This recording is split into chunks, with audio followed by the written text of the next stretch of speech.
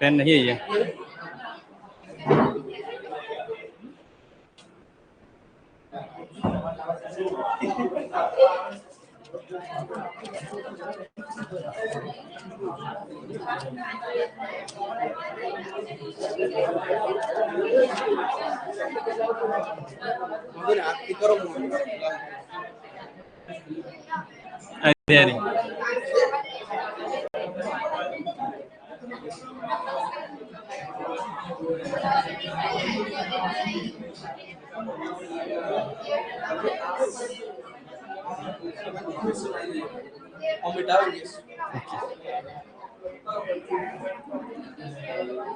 चलो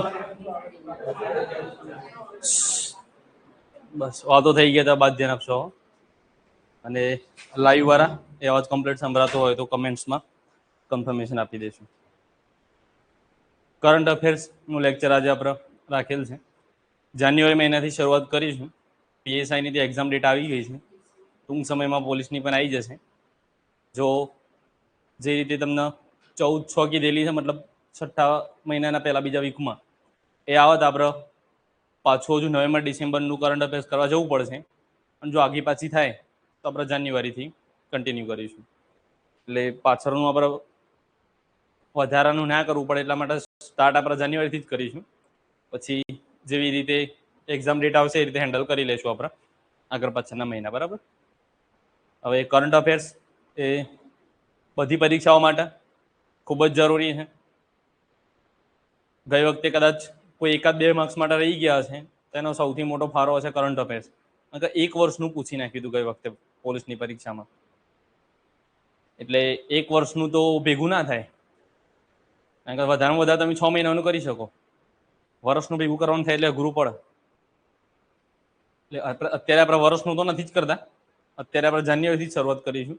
અને exam date નક્કી થયા પછી આપણે ત્યાંથી આગળ પાછળ મતલબ એક વર્ષ સુધીનું એકદમ હાઇલાઇટેડ જોઈશું. 4 મહિનાનું કમ્પ્લીટ કરીશું આપણે, પરીક્ષા પહેલાના 4 મહિનાનું કમ્પ્લીટ ડિટેલમાં. અને આગળના જે મંથ છે એનું આપણે હાઇલાઇટેડ કરીશું, જે બહુ અગત્યના મુદ્દા હોય એવા. મારો પરિચય આપું તો નામ રાકેશસિંહ રાઠોડ, તલોદ, સાબરકાંઠા. નાનું ગામ છે ત્યાં મોકમજીના મુવાડા કરીને, ત્યાંથી આવું છું. અને ગઈ પોલીસની પરીક્ષામાં 150 માર્ક્સ હતા. પીએસઆઈ પાસ, મેન્સાઈ પાસ, ફોરેસ્ટય પાસ, અત્યાર સુધીની બધી પોલીસની પરીક્ષા પાસ. અને ગઈ વખતે સૌથી ટફ પરીક્ષામાં હારા માર્ક્સ આપણે લાવ્યા છીએ. ક્લાસ 3નો હારો અનુભવ છે. અને એક નોકરી સેફ છે, એટલે આ નોકરી પહેલાથી નક્કી જ હતું કે સ્વીકારવાની નથી, ખાલી પરીક્ષા એમ જ આપેલી ચેક કરવા. બરાબર. એટલે તમારે ચેક કરવાની હાલવાની, તમારે દિલ દઈને હાલવાની છે. બરાબર. એટલે કમ્પ્લીટ તૈયાર કરવાનું છે, કોઈ કચાશ ના રહી જાય એનું ધ્યાન રાખવાનું. સાહેબે વાત કરી હતી આ જૂની બેચ છે, હવાની બેચ હતી, નવી બેચ હતી. આ જૂની બેચ છે, એટલે આશા રાખું તમને થોડું ઘણું આવડતું હોવું જોઈએ. હાવ એવું નહીં કે પછી હું પ્રશ્ન પૂછું ને બધા આમ સામે જોઈ કાહું નવું હોય પછી. બંધારણમાંથી એમાંથી જે બેઝિક ક્વેશ્ચન આવે તો તમને આવડવા જોઈએ. બીજું કે કરંટ અફેર્સમાં જેવો મંથ પૂરો થશે તાત્કાલિક ટેસ્ટ આપવાનો રહેશે. જો ચાલુ ક્લાસમાં પૂરો થાય તો ચાલુ ક્લાસમાં ટેસ્ટ આપી દે. બરાબર. એની પણ પૂરેપૂરી તૈયારી રાખવાની ટેસ્ટ માટેની. આપણે કોઈ બી વિષય પણ અહીંયા સિસ્ટમ જ છે, ટોપિક પૂરો થાય ટેસ્ટ લઈ લેવાનો. અને એનાથી ફાયદો તમને થશે, ખૂબ ફાયદો થશે. અત્યારે ભલે અઘરું લાગશે, ઓછા માર્ક્સ આવશે એટલે કાઠું જ પડે. માર્ક્સ વધારે આવત કોઈ કાઠું પડતું જ નહીં. માર્ક્સ ઓછા આવે ને ત્યાં પછી સાહેબ ના ગમે આ ટેસ્ટો બેસ્ટો લેવાની ક્યાંથી આવ્યા પાછા. એક તો માંડ વંચાતું હોય ને એમાં પાછી ટેસ્ટો. એવું તો અત્યારે લાગશે, પણ માર્ક્સ સારા આવશે એટલે એ જ વસ્તુમાં મજા આવશે પછી તમને. બરાબર. બીજું કરંટ અફેર્સ એ ભવિષ્યમાં ઇતિહાસ બની જવાનો છે, એટલે એમાં એટલા ઊંડા નહીં ઉતરવાનું. તો કરંટ અફેર્સ કરતા રહીએ અને ગણિત, રીઝનિંગ, બંધારણ જેવા સારા વેઇટેજ વાળા વિષયો રહી જાય. બરાબર. ઘણા લોકો કરંટ અફેર્સમાં એટલું દુનિયાનું મટીરિયલ શોધી લાવે છે ને હું ગયા અઠવાડિયે અમદાવાદ લેક્ચર લેવા ગયો હતો ને એક છોકરો જાન્યુઆરી મહિનાનું ડિસેમ્બર મહિનાનું કરંટ અફેર્સ મને કે સાહેબ આ કરે. મેં ખાલી પેજ જોયા ને 1070 પેજ. મેં કીધું PDF રિસન્ટલી હાલ ડિલીટ મારી દે. આવું કોઈ કરવાની આપણે જરૂર નથી. યુપીએસસી કર્યું ને તો આટલું કરવાનું થતું નહીં. કારણ કે જ્યાં નાના અમથા ન્યૂઝ બને ને એ લોકો કરંટ અફેર્સમાં મૂકી દે છે. આપણે બધું કરવાની જરૂર નથી. ખાસ આપણા માટે ગુજરાત અગત્યનું છે. ગુજરાતની અગત્યની ઘટનાઓ પછી દેશ છે, દેશ પછી દુનિયા છે. સૌથી પહેલું આપણા માટે ગુજરાતની ઘટનાઓ અને બધાથી અગત્યની આપણા માટે અગત્યની આપણી યોજનાઓ છે. ખાસ કરીને ગુજરાતની પછી ભારતની. બરાબર, આ બધું જોવાનું છે. દુનિયાની ઘટનાઓમાં તો જે એકદમ હાઇલાઇટેડ હોય એવી પૂછાશે, જેવી કે અત્યારે યુદ્ધ ચાલી રહ્યું છે, નોબેલ પુરસ્કાર કોઈને મળ્યો હોય, આ ટાઈપની બહુ હાઇલાઇટેડ ઘટનાઓ પૂછાશે. બરાબર, એટલે મારો અનુભવ છે ત્યાં સુધી હું કરાવું એટલું જ કરજો. બાકી મોટા ભાગના વિદ્યાર્થીઓ શું કરતા હોય છે, માને નહીં. જે અમે કરે એના કરતા હજી એડવાન્સ શોધ કરે. ઇતિહાસમાં એવું કરે, ચેલેન્જ છે ને એના પર એનાથી વધારે શોધીને લાવો. ગુજરાતના ઇતિહાસના કોઈ પિતા નહીં તો ગૂગલને પૂછે ગુજરાતના ઇતિહાસના પિતા કોણ? હોય જ નથી. ક્યાંથી મળે? વિશ્વના છે, ભારતના છે, પણ નથી ગુજરાતના. તો આપણે બનાવવાના નહીં કોઈના. એટલે આવું આપણે શોધવા જઈએ છીએ ને એમાં પેલું અગત્યનું રહી જાય છે. એટલે ખાસ કરીને PhD કર્યા વગર મેરિટમાં કેમ આવું ને એ શોધો. 200 માર્ક્સના પેપરમાં કોઈ દિવસ 160-70 મિનિટ અટક્યું? ગમે એટલું ઇઝી પેપર હોય કે હાર્ડ પેપર હોય, અટકશે કોઈ દિવસ? કોઈ દિવસ ના અટકે. અત્યાર સુધીનો ઇતિહાસ છે, કોઈ બી પેપર હોય, બહુ હાર્ડ હોય તોય, બહુ ઇઝી હોય તોય 60-70% મેરિટ મેક્સિમમ જાય. 60% એ ક્રાઇટેરિયા બોધેલો જ છે. આ વખતે છેલ્લા તો 120 જાય ને પોલીસમાં. છેલ્લું કટ મતલબ 120 આવીને ઉભું ને 120-22 60% થયું કહેવાય ને. હાર્ડ પેપર હતું તો એ જ PSIમાં જો ઇઝી હતું તો એટલા જ આવીને અટક્યું ને. 60% જ આવીને અટક્યું ને છેલ્લા. એટલે મેરિટ એટલા જ અટકવાનું. અને ખાસ છોકરીઓમાં તો 50%. 100 માર્ક્સ તો બિન હથિયારી આરામથી નજીકમાં નજીક મળી ગયું છે બધાને. 100 માર્ક્સ એટલે 50% જ થાય ને, 200 ના અડધા જ. એટલે તમાર કયા વિષયમાં તમે કેટલા ખેંચી શકો છો એ જુઓ. દુનિયા શું કરે છે એને જવા દો. દેખાદેખીમાં પડશો ને તો પરીક્ષા પાસ નહીં થાય. આ ફેક્ટ વસ્તુ છે. કોઈ અત્યારે હાલ જોરદાર નફો ખોટ કે ન ટાંકીના દાખલા ગણતો હોય કે રિઝનિંગના દાખલા ગણતો હોય, તમને જોઈને એમ થાય ખરું આ તો જોરદાર ગણે છે, આપણો કેમ મેર આવશે? તમે સિસ્ટમથી તૈયાર કરશો તો એ તંત્ર હશે અને તમે લાગી જશો. આવા ઉદાહરણ જોયા છે અમે ગઈ પડતીમાં. ગણિત એવું ગણતા ને કે સાહેબને ગોથે ચડાવી દે એવું ગણિત ગણતા. એ હજી લાઇબ્રેરી બેઠા છે અમારી છે. અને પેલા મોડ પેલા ભાગુસાભાઈ નતું આવડતા ને એ ટ્રેનિંગમાં પહોંચી ગયા. પાર્ટ બી માં 90 માર્ક્સ લાયા. એમને ખબર હતી પાર્ટ એ માં નહીં આવવાના આપણે, તો પાસિંગ માર્ક્સ લાયા 33-34 માર્ક્સ વાળા 2 જણા હતા. 32 પાસિંગ હતું, 33-34 માર્ક્સ હતા એમને, તો લાગી ગયા. એટલે કોઈ વિષય તમારો નબળો છે તો એમાં પાસ થો ને એવું કરો. પણ જે તમારો તૈયાર કરવાનો અથવા તમે તૈયાર કરી શકો છો એવો વિષય હોય ને, બંધારણ છે અથવા પાર્ટ બી આખો, એમાં મજબૂત મહેનત કરો, એમાં માર્ક્સ લાવો. પાર્ટ એમાં રિઝનિંગ તો આવડે એવું જ છે, રિઝનિંગમાં કંઈ નવું છે નહીં. ગણિત હવે એ બધા તકલીફ છે, તમારે એકલો છે એવું નહીં. જ્યાં ભણાવવા જઈએ ને ત્યાં આ પ્રોબ્લેમ સર્વસામાન્ય છે. ગણિત આવે એટલે ગોથે ચડી જાય પબ્લિક. કારણ કે પેલા બેઝિક નહીં આવડતું, આવડે છે ને તો આવડે જ છે. અમારે જોઈને તો ગણિત હજુ 30નું નહીં 50નું કરી દે ને તોય વધુ નહીં, 100નું કરી દે તોય વધુ નહીં. કારણ કે એ જ આવડે છે, અમને ઇતિહાસ નહીં આવડતું. બધા રાજાઓ ભેગા થાય છે મગજમાં. શિલાદિત્ય પહેલાથી 7મા સુધી એવા 7 સુધી ક્યાં તૈયાર કરવાના? નામો બધા એવા મુજફ્ફર શાહ ને ફફ્ફર શાહ ને, કોણ તૈયાર કરવા બધા? અમને પેલા જ મજા આવે, ગણિત ગણવામાં મજા આવે અમને. એટલે બધાનો અલગ અલગ ઇન્ટરેસ્ટ હોય એ મુજબ તૈયારી કરો. બરાબર. એટલે 6ઠ્ઠા મહિનામાં પોલીસની પરીક્ષા છે. PSI ને તો ડેટ આપી દીધી છે. CC ની પણ ટૂંક સમયમાં લેવાઈ જશે. કોઈ ટેટ ટાટ નહીં કરતા હોય તો એ પરીક્ષા આવી ગઈ છે. બરાબર. બધી પરીક્ષાનો માહોલ છે ને હજી 5500 આવે છે. તલાટી, જુનિયર ક્લાર્ક ફાઇલ તૈયાર જ છે. જેવી મંજૂરી મળશે એવી સીધી જાહેરાત જ થવાની બાકી છે, કારણ કે આ વખત નવા જે લાગ્યા બધા આપણા વિદ્યાર્થીઓ એ લોકો કહેતા હતા કે સાહેબ આ ફાઇલ તૈયાર જ છે, અમારા જ ટેબલો ઉપર ફળ જેવી મંજૂરી મળશે એવી આવી જશે. એટલે કોઈ એક પરીક્ષા પાસ થઈ જાય એ ટાઈપની તૈયાર કરજો. આપણે જાન્યુઆરીથી શરૂઆત કરીશું.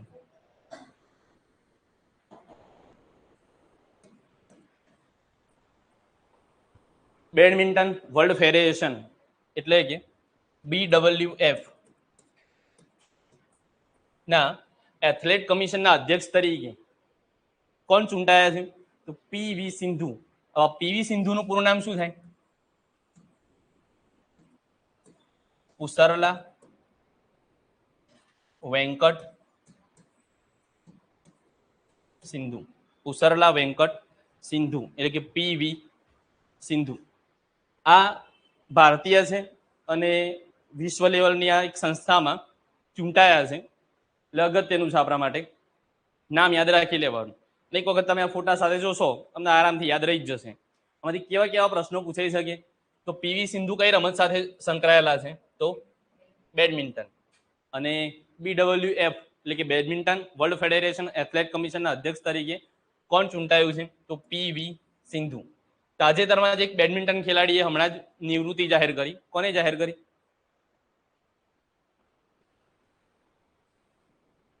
સાયના નેહવાલ.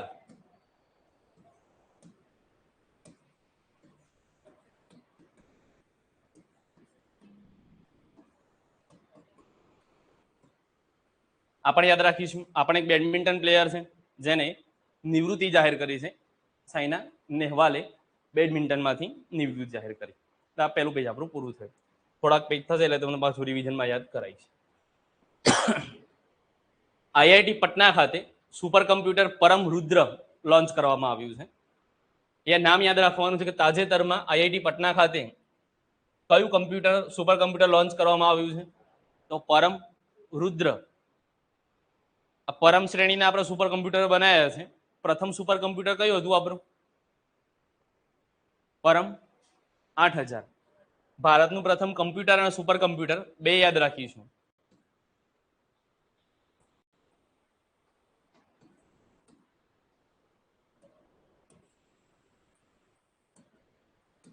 ભારતનું પ્રથમ કમ્પ્યુટર કયું હતું?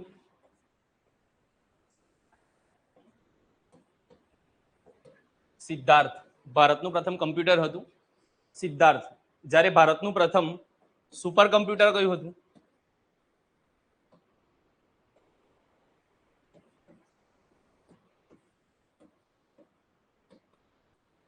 પરમ 8000.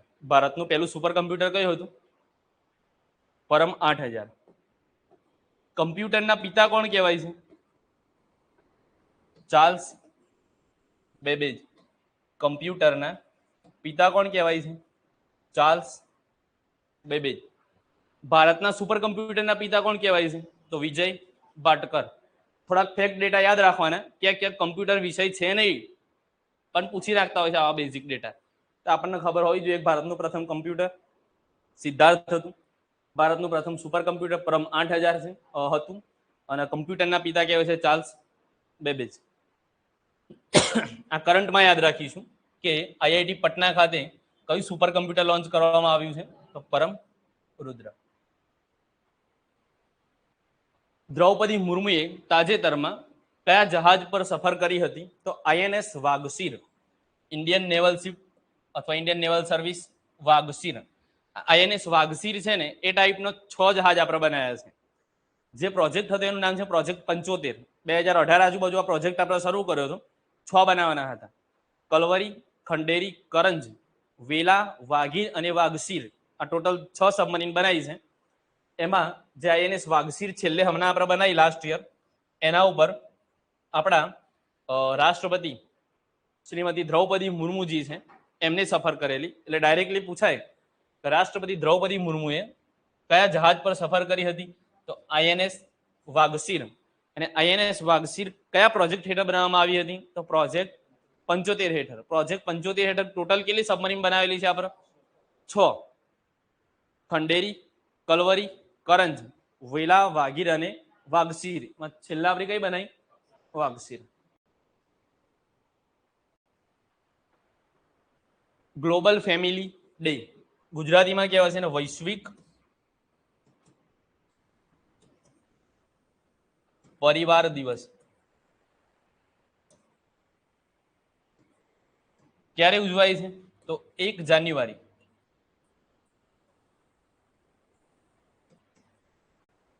1 જાન્યુઆરી વૈશ્વિક પરિવાર દિવસ તરીકે ઉજવાય છે, એટલે કે global family day.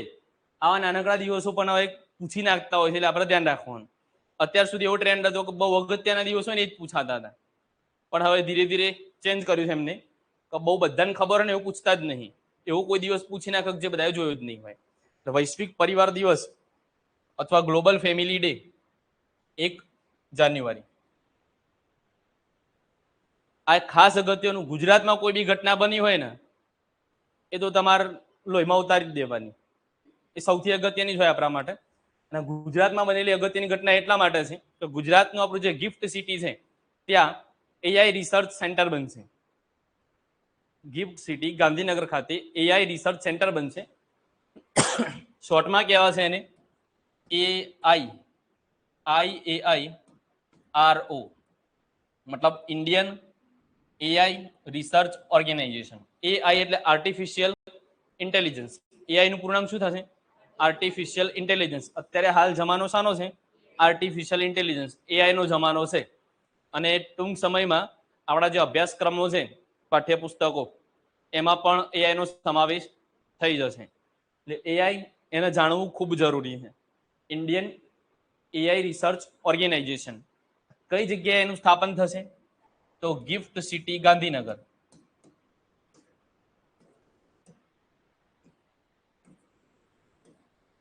Gujarat international finance tech city એટલે ગિફ્ટ સિટી. આનું ભૂતકાળમાં પૂરું નામ ઘણી બધી પરીક્ષામાં પૂછાયેલું છે, અહીંયા લખેલું જ છે પાછળથી તમે જ્યારે જોતા હોય ત્યારે. Gujarat international finance tech city એટલે ગિફ્ટ સિટી. ગિફ્ટ સિટીમાંથી પસાર થાવ એટલે તમને એવું લાગે કે જાણે આપણે વિદેશમાં જ ફરતા હોય. એ ટાઈપની બિલ્ડિંગો ત્યાં બનાવેલી છે, કદાચ કોઈ ગયા હોય તો એવું લાગે જ નહીં કે આપણે ગુજરાતમાં ભારતમાં છીએ. એકદમ વિદેશ જેવી ફિલિંગ આવે. અને વધારે ફિલિંગ લાવવા માટે સરકારે ત્યાં શું કર્યું? તો દારૂબંધી હટાવી દીધી ગિફ્ટ સિટીમાંથી.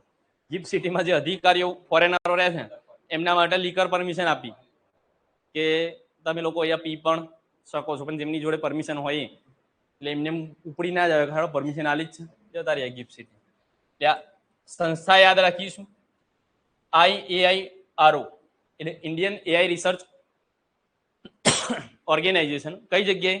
ગિફ્ટ સિટી ગાંધીનગર, ગુજરાતમાં છે. ખાસ યાદ રાખીશું આપણે એને, બરાબર. હજી આવા 1-2 ગુજરાતમાં નવા સ્થાપનાઓ થવાની છે.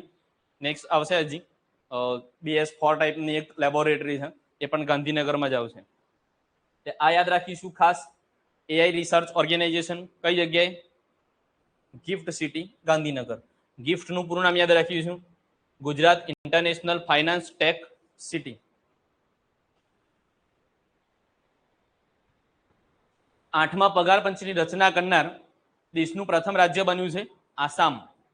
આસામ રાજ્ય એ 8મા પગાર પંચની રચના કરનાર દેશનું પહેલું સ્ટેટ બન્યું છે. આ પણ ખાસ યાદ રાખીશું આપણે. અને હજી કોઈને તૈયારી કરવાની ઈચ્છા ના થતી હોય ને તો આ પગાર પંચનું નામ સાંભળી લેવાનું. જ્યાં પગાર બમણો થવાની શક્યતાઓ છે, 1.5 ગણો બમણો થઈ જશે. એટલે જે અત્યારે હાલના પગાર છે એના કરતા ક્યાંય વધી જશે 8મો પગાર પંચ લાગશે ને. એટલે એમાં સેન્ટ્રલ વાળાનું તો 1 જાન્યુઆરી 2026 જ લાગુ થઈ જ ગયું છે. મતલબ જ્યારે લાગશે ત્યારે લાગશે, બાકી પગાર તો ત્યારથી જ ગણાશે. ત્યાં સુધીનું એરિયર્સ મળશે એમને ગણીને, જેટલા મહિના લેટ મળશે ને એટલું. એટલે આ ગુજરાતમાં ને આખા દેશમાં આવશે જ, પણ થોડી વાર લાગશે. એટલે 8મા પગાર પંચની રચના કરનાર દેશનું પહેલું રાજ્ય કયું બન્યું છે? આસામ. આસામના મુખ્યમંત્રી કોણ છે?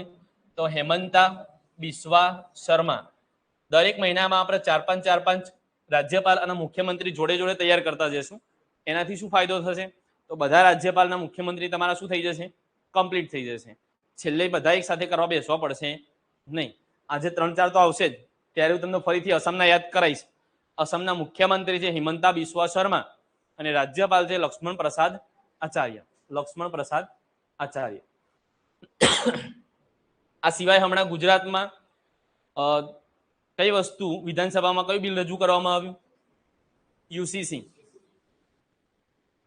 આ યુસીસી લાગુ કરનાર પ્રથમ રાજ્ય કયું હતું?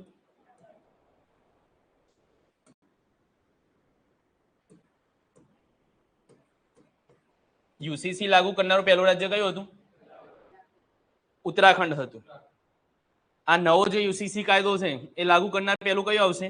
ઉત્તરાખંડ. ગોવા જે હતું એ જૂનો કાયદો મતલબ ત્યાં તો લાગુ હતું જ પહેલેથી, પણ નવું આવશે તો ઉત્તરાખંડ. અને બીજું કયું બનશે? બીજું બનશે આપણું ગુજરાત. યુસીસી નું પૂરું નામ પણ ખાસ યાદ રાખીશું, યુનિફોર્મ સિવિલ કોડ. ભૂલથી કોમન કોડ ના થઈ જાય. Uniform civil code, UCC.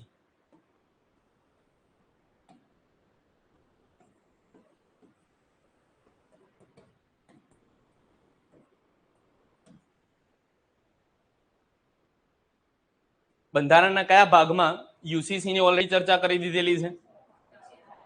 બંધારણનો ભાગ 4 અનુચ્છેદ. આટલો ફાયદો થાય ભણેલાઓનો ના ભણેલાઓનો.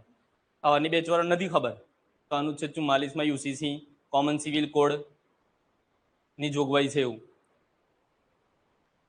અત્યાર સુધી કયા રાજ્યમાં ફક્ત લાગુ હતું? Goa.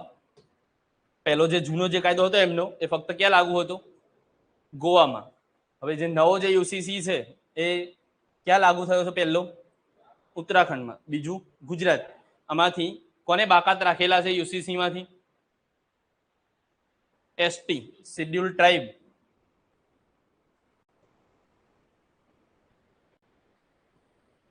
ST category, schedule tribe આદિવાસી લોકોને હાલ પૂરતા યુસીસીમાં એમને યુસીસી લાગુ પડશે નહીં. બાકી બધાને યુસીસી લાગુ પડશે. યુસીસી લાગુ પડવાથી શું થશે? તો જેટલા પણ પર્સનલ એક્ટ હતા બધાને, હિન્દુ મેરેજ એક્ટ હોય, મુસ્લિમ પર્સનલ લો એક્ટ હોય, અથવા તો બીજા કોઈ પણ એક્ટ હોય, દહેજ પ્રથા માટેનો એક્ટ હોય, આ બધા એક્ટ શું થઈ જશે? નાબૂદ થઈ જશે. બધા માટે એક સરખો કાયદો આવી જશે. છૂટાછેડા માટેનો, લગ્ન માટેનો, બધા માટે એક સમાન કાયદો આવી જશે. પ્રથમ ઉત્તરાખંડમાં યુસીસી, બીજું ગુજરાત. ભાગ 4 અનુચ્છેદ 44 માં એની જોગવાઈ કરેલી છે કોમન સિવિલ કોડની, સમાન દીવાની ધારો. આપણે 8મા પગાર પંચમાં પ્રથમ આવશે તો અસમ. મુખ્યમંત્રી છે હિમંતા બિસ્વા શર્મા. રાજ્યપાલ છે લક્ષ્મણ પ્રસાદ આચાર્ય. આ પણ એક ખાસ અગત્યનું છે. ઇઝરાયલ દેશે પોતાનો જે શાંતિ પુરસ્કાર છે એ કોને આપ્યો છે? ડોનાલ્ડ ટ્રમ્પને. ઇઝરાયેલે જે નોબેલ શાંતિ પુરસ્કાર છે ને એ ડોનાલ્ડ ટ્રમ્પને આપવા માટે એની ભલામણ કરી હતી, પણ નોબેલ શાંતિ પુરસ્કાર એ ટ્રમ્પને મળ્યો નહીં. તો ઇઝરાયેલે શું કર્યું? પોતાના દેશનો જે શાંતિ પુરસ્કાર છે ને એ કોને આપી દીધો? ટ્રમ્પને. અત્યારે હાલની આપણે વિશ્વમાં પરિસ્થિતિ જોઈ રહ્યા છીએ કે ડોનાલ્ડ ટ્રમ્પ અને ઇઝરાયલ, મતલબ અમેરિકા ઇઝરાયલ બંને એક બાજુ છે. અને કોની સામે યુદ્ધ ચાલુ છે? ઈરાન સામે. લખવું પડશે કે તમે જાતે પછી લખી લેજો, બરાબર? આ એમ કેમ યાદ રાખવાનું તમારે? તો જે નોબેલ શાંતિ પુરસ્કાર છે ને એ કોને મળ્યો છે? તો વેનેઝુએલાના છે મારિયા કોરિના મચાડો. આમને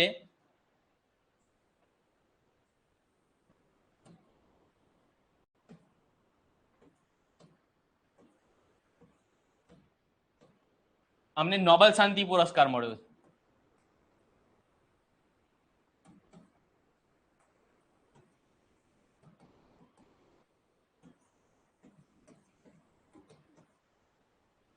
નોબેલ શાંતિ પુરસ્કાર એ લેવો હતો આ ભાઈને, પણ એમને મળ્યું નહીં. તો ઇઝરાયેલે પછી એમના દેશનો શાંતિ પુરસ્કાર આપ્યો છે. જ્યારે નોબેલ શાંતિ પુરસ્કાર કોને મળ્યો છે? આ દેશ પણ યાદ રાખીશું. વેનેઝુએલાના મહિલા છે જે શાંતિ માટે, પીસ માટે કામ કરે છે, એટલા માટે એમને નોબેલ શાંતિ પુરસ્કાર અપાયો છે. મારિયા કોરિના મચાડો નામ છે, યાદ રાખીશું. ચર્ચામાં એટલા માટે જ હતું કે ઘણા બધાએ ભલામણ કરી હતી ડોનાલ્ડ ટ્રમ્પના નામની, પણ એમને મળ્યો નથી. હવે નોબેલ પુરસ્કાર આપે છે કોણ? કયો દેશ આપે છે? નોબેલ પુરસ્કાર કોને આપે છે? સ્વિટ્ઝરલેન્ડ. કોની યાદમાં અપાય છે? Alfred Nobel. કોણ હતા આલ્ફ્રેડ નોબલ? શાની શોધ કરેલી એમને? ડાયનામાઇટ. શાની શોધ કરેલી છે? ડાયનામાઇટના શોધક છે આલ્ફ્રેડ નોબલ. અને આલ્ફ્રેડ નોબલની યાદમાં નોબલ પુરસ્કાર અપાય છે, સ્વીડન દેશ દ્વારા અપાય છે. કેટલાક ક્ષેત્રમાં અપાય છે? કેટલાક ક્ષેત્રમાં અપાય છે નોબલ પુરસ્કાર? 6 ક્ષેત્રો. કેટલાક ક્ષેત્રોમાં અપાય છે? 6 ક્ષેત્રોમાં. કયા કયા? ભૌતિક શાસ્ત્ર, રસાયણ શાસ્ત્ર, અર્થશાસ્ત્ર, તબીબ શાસ્ત્ર, સાહિત્ય અને શાંતિ. 4 શાસ્ત્રો, સાહિત્ય અને શાંતિ. ભૌતિક શાસ્ત્ર એટલે કે ફિઝિક્સ, રસાયણ શાસ્ત્ર એટલે કે કેમિસ્ટ્રી, અર્થશાસ્ત્ર એટલે કે ઇકોનોમિક્સ, તબીબ શાસ્ત્ર એટલે કે મેડિસિન, સાહિત્ય એટલે લિટરેચર અને શાંતિ એટલે પીસ. આટલા 6 ક્ષેત્રમાં અપાય છે. એમાં પણ થોડુંક ડિવિઝન છે. 5 ક્ષેત્રોનો જે શાંતિ પુરસ્કાર છે ને એ સ્વિટ્ઝરલેન્ડના સ્ટોકહોમ ખાતે અપાય છે, જ્યારે શાંતિ માટેનો પુરસ્કાર છે ને એ નોર્વે દેશના ઓસ્લો શહેરમાં અપાય છે. અલગ અલગ છે. ફક્ત શાંતિ માટેનો જે નોબેલ પુરસ્કાર છે એ ક્યાં અપાય છે? નોર્વે દેશના ઓસ્લો શહેરમાં. બાકીના 5 ક્ષેત્રનો ક્યાં અપાય છે? સ્વીડનના સ્ટોકહોમ ખાતે. આ અલગથી યાદ રાખીશું. કોની યાદમાં? આલ્ફ્રેડ નોબલની યાદમાં. ડાયનામાઇટના શોધક. 1901 થી આ નોબેલ પુરસ્કાર અપાય છે વિવિધ. પહેલા 5 ક્ષેત્રોમાં અપાતો હતો, હવે 6 ક્ષેત્રમાં અપાય છે. કયા કયા? ભૌતિક શાસ્ત્ર, રસાયણ શાસ્ત્ર, અર્થશાસ્ત્ર, તબીબ શાસ્ત્ર, સાહિત્ય અને શાંતિ. 2025 માટેનો કોને અપાયો છે? તો વેનેઝુએલાના વતની છે મારિયા કોરિના મચાડો. અને ઇઝરાયેલે પોતાનો શાંતિ પુરસ્કાર કોને આપ્યો છે? તો ડોનાલ્ડ ટ્રમ્પ, જે અમેરિકાના રાષ્ટ્રપતિ છે. DRDO, defence research development and organisation. DRDO એ ઓડિશાના દરિયા કિનારે એક જ લોન્ચરથી 2 મિસાઇલનું સફળતાપૂર્વક પરીક્ષણ કર્યું છે, જેનું નામ શું હતું? પ્રલય મિસાઇલ. પ્રલય મિસાઇલ એ સપાટી પર પ્રહાર કરતી મિસાઇલ છે. એની પેલોડ ક્ષમતા એટલે કે વજન ઉચકવાની ક્ષમતા કેટલી છે? 500 થી 1000 કિલોગ્રામ. અને રેન્જ છે એની 150 થી 500 કિલોમીટર. પ્રલય મિસાઇલ નામ યાદ રાખીશું. ઓડિશાના દરિયા કિનારે એક જ લોન્ચરથી 2 પ્રલય મિસાઇલનું સફળતાપૂર્વક પરીક્ષણ થયું છે. આ પણ એક યાદ રાખીશું. ગુજરાતના નવા ડીજીપી કોણ બન્યા છે? KLN રાવ.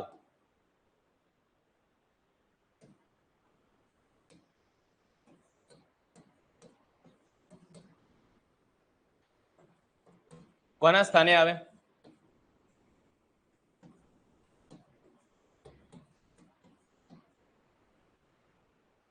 ગુજરાત મતલબ પોલીસમાં સૌથી ઊંચું પદ DGP, director general of police.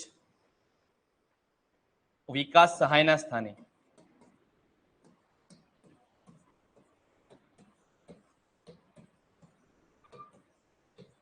વિકાસ સહાય નિવૃત્ત થયા એટલે ગુજરાતના નવા ડીજીપી બને KLN રાવ.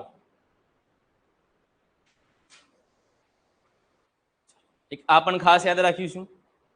ભારતનું સૌથી પહેલું ઝુંપડપટ્ટી મુક્ત શહેર કે જેની વસ્તી 7 મિલિયન કરતા પણ વધારે હોય, જ્યાં 7 મિલિયન જેટલા રેસિડેન્ટ્સ હોય એવું શહેર, મોટું શહેર કે જે ઝુંપડપટ્ટી મુક્ત શહેર બન્યું હોય એવું શહેર કયું છે? Surat. Surat set to become India's first slum free city, એટલે કે ઝુંપડપટ્ટી મુક્ત શહેર બન્યું છે સુરત.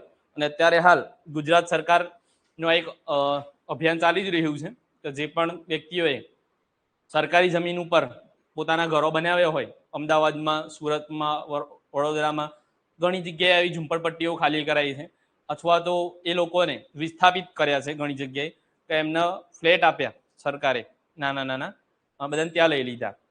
પણ ઝુંપડપટ્ટી ધીરે ધીરે દૂર કરી રહી છે સરકાર. અને આવું સુરતમાં પેલું શહેર બન્યું છે કે જ્યાં ઝુંપડપટ્ટી મુક્ત સિટી બન્યું હોય. વિશ્વની સૌથી મોટી ઝુંપડપટ્ટી ક્યાં આવેલી છે? મુંબઈની. કઈ? ધારાવી. 4 જાન્યુઆરી વિશ્વ બ્રેઇલ દિવસ. લુઈસ બ્રેઇલનો જન્મદિવસ છે. 4 જાન્યુઆરી 1809. લુઈસ બ્રેઇલ એમના પિતાને નાના હતા ત્યારે કારખાનામાં મદદ કરવા ગયેલા. બાળપણથી એ અંધ હતા નહીં, પણ એમના આંખમાં એક કણી વાગી ગઈ લોખંડની, અને એના કારણે એક આંખ એમને ગુમાવી દીધી. અને એના ઇન્ફેક્શનના કારણે એમને બીજી આંખ પણ ટૂંક સમયમાં ગુમાવી દીધી, એટલે સંપૂર્ણ અંધ થઈ ગયા. પણ એમને હિંમત હારી નહીં. કેવા અક્ષરોની શોધ કરી? તો ઉપસેલા અક્ષરો. સ્પર્શ કરીને પણ જાણી શકાય કે આ કયો અક્ષર છે. અને એ લિપિને શું કહેવાય છે? બ્રેલ લિપિ. અને એમને શોધી હોવાથી એમનો જે જન્મદિવસ છે 4 જાન્યુઆરી, એને આપણે વિશ્વ બ્રેલ દિવસ તરીકે ઉજવીએ છીએ. વિશ્વ બ્રેલ દિવસ ક્યારે ઉજવાય છે? 4 જાન્યુઆરી. 1 જાન્યુઆરી કયો દિવસ હતો? વૈશ્વિક પરિવાર દિવસ, ગ્લોબલ ફેમિલી ડે. 4 જાન્યુઆરી કયો દિવસ ઉજવાય છે? વિશ્વ બ્રેલ દિવસ. 5 જાન્યુઆરી કયો દિવસ ઉજવાય છે? એ હજુ આવ્યું નહીં એટલે નહીં ખબર.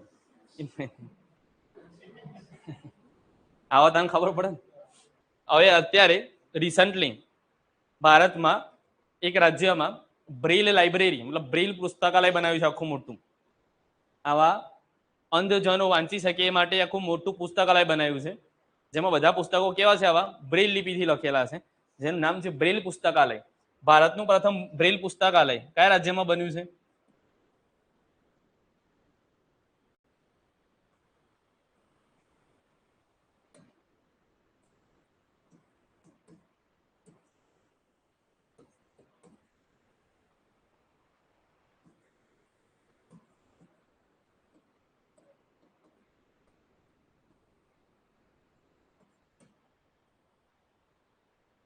ઉત્તર પ્રદેશ.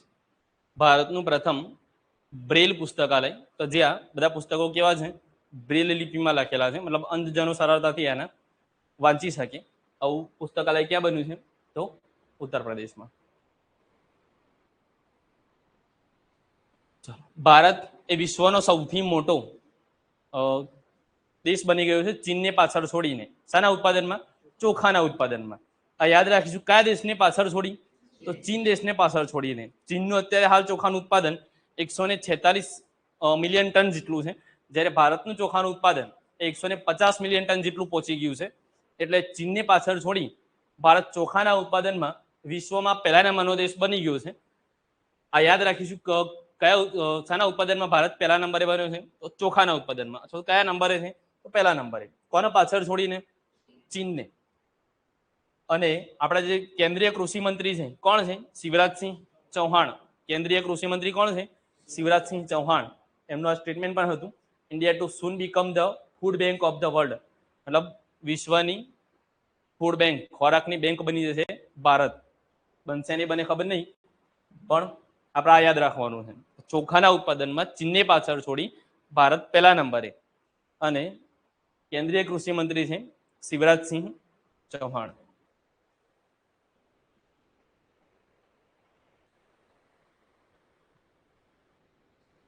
ભારતની પ્રથમ હાઇડ્રોજન ટ્રેન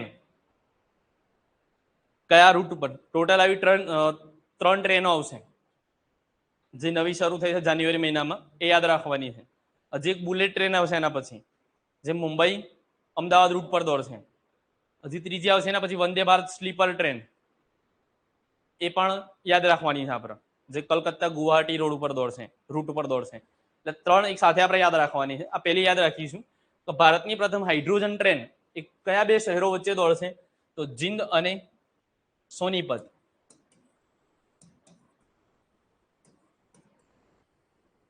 જીંદ અને સોનીપત રૂટ પર ભારતની પ્રથમ હાઇડ્રોજન ટ્રેન દોડશે. અને જીંદ સોનીપત ક્યાં આવેલું છે? તો હરિયાણા. ધીરે ધીરે હવે અલગ અલગ ઉર્જાના સ્ત્રોતો તરફ શોધ જઈ રહી છે. હાઇડ્રોજન ટ્રેન છે, પછી ઇલેક્ટ્રિક ટ્રેનો છે, ધીરે ધીરે ઇલેક્ટ્રિક વાહનો આવી ગયા. અને બધાને જરૂર કેમ પડશે એવી આપણને 10-15 દિવસ પહેલા જ ખબર પડી ગઈ. તો અચાનક જ અફવા ફેલાઈ ગઈ કે પેટ્રોલ પૂરું થઈ જવાનું, કાલથી નહીં મળવાનું. તો 1 કિલોમીટર લાંબી લાઈનો લાગી ગઈ પેટ્રોલ પંપ પર. વિચારો, ખાલી એક અફવા હતી. જો હકીકત હોત તો પેટ્રોલ પંપ વાળા મારીને લોકો કાઢી જાય પેટ્રોલ. અને ઘણી જગ્યાએ બબાલોના વિડીયો આપણે જોયા હતા, ઝઘડા થઈ ગયા હતા પેટ્રોલ લેવા બાબતે. આમ બીજા દિવસે તો કોઈ હતું જ નહીં પેટ્રોલ પંપ ઉપર. પેલા લોકો વિચારતા કાલ આટલા બધા લેવા જઈ ગયા હતા, આજે તો કોઈ આવતું જ નહીં. એક અફવાથી ખાલી આટલો હોબાળો મચી ગયો હતો.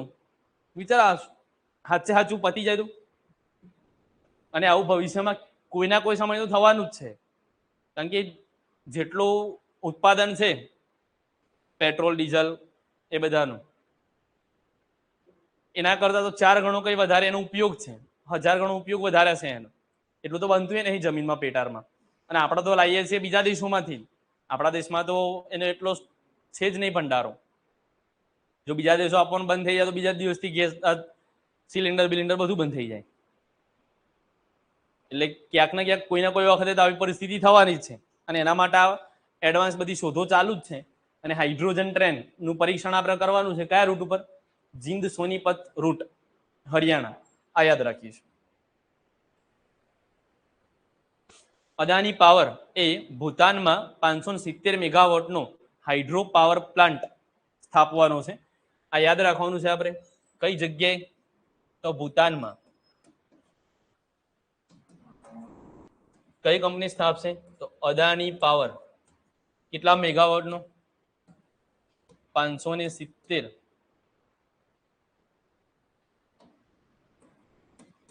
મેગાવોટ પાવરનો હાઇડ્રો પાવર પ્લાન્ટ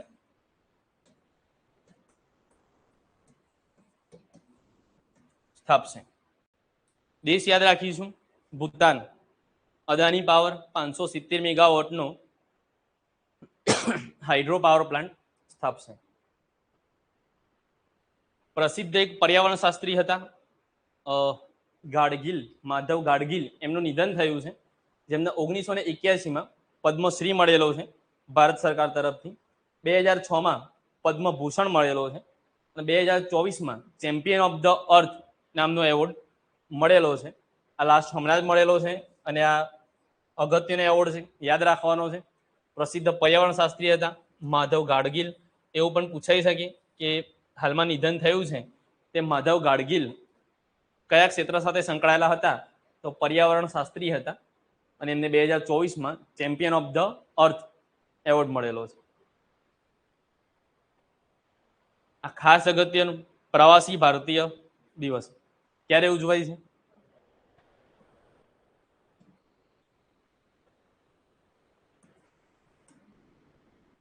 9 જાન્યુઆરી. કેમ? ગાંધીજી ક્યાંથી પાછા આવ્યા હતા? આફ્રિકાથી. 9 જાન્યુઆરી 1915 ગાંધીજી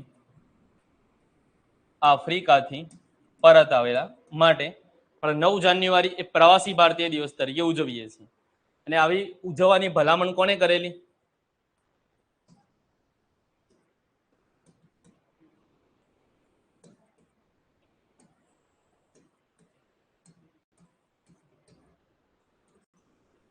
LM સંઘવી સમિતિ, લક્ષ્મીમલ સંઘવી સમિતિ, એમને ભલામણ કરેલી કે 9 જાન્યુઆરી કયા દિવસ તરીકે ઉજવો? પ્રવાસી ભારતીય દિવસ તરીકે ઉજવો. પછી આપણે ઉજવવાની શરૂઆત ક્યારથી કરી?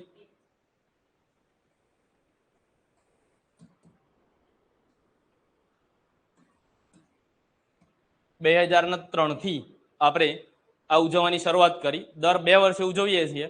લાસ્ટ ટાઈમ આપણે ઓડિશાના ભુવનેશ્વર ખાતે ઉજવણી કરેલી, એટલે આ વખતે ઉજવવાનું છે નહીં. હવે નેક્સ્ટ યર એની ઉજવણી થશે, પણ ક્યારે ઉજવાય છે આપણે યાદ રાખવાનું છે. તો 9 જાન્યુઆરીએ. લાસ્ટ ટાઈમ પૂછાયો તો પણ ખરો. 2015માં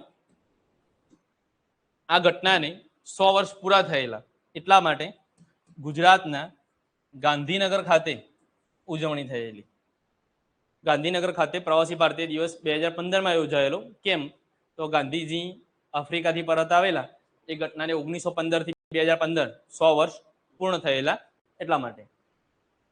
ઓડિશામાં લાસ્ટ ટાઈમ સંમેલન યોજાયેલું. એના મુખ્યમંત્રી છે મોહન ચરણ અને રાજ્યપાલ છે હરિબાબુ કંભમપતિ. હરિબાબુ કંભમપતિ. આ પહેલા આપણે આસામના મુખ્યમંત્રી અને રાજ્યપાલ જોઈ ગયા છીએ. આસામના મુખ્યમંત્રી કોણ? હેમંતા બિસ્વા શર્મા.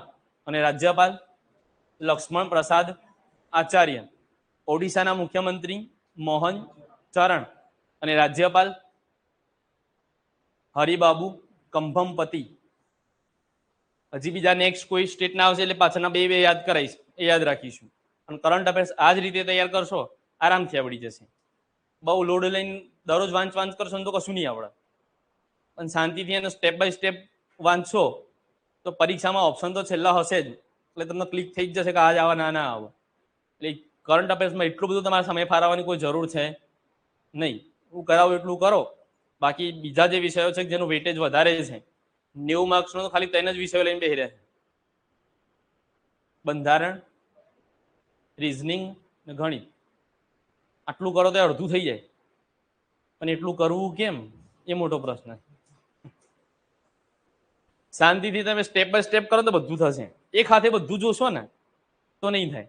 આ પેલી એક નાનપણથી આપણે કહાની સાંભળતા આવ્યા છે ને, એવું છે કે પહેલા તમને એક નાની લાકડી આપવામાં આવે, ભાગવાની કે ભાગી નાખો, તમે 2 ભાગવાની કે ભાગી નાખો, પણ ભાડો આપો તો ભગાય ને. ગણિત છે ને એક ભાડા જેવું છે મોટા. એને એક એક લાકડી તોડવી પડશે તો તૂટશે. એક એક ચેપ્ટરને તોડવું પડશે.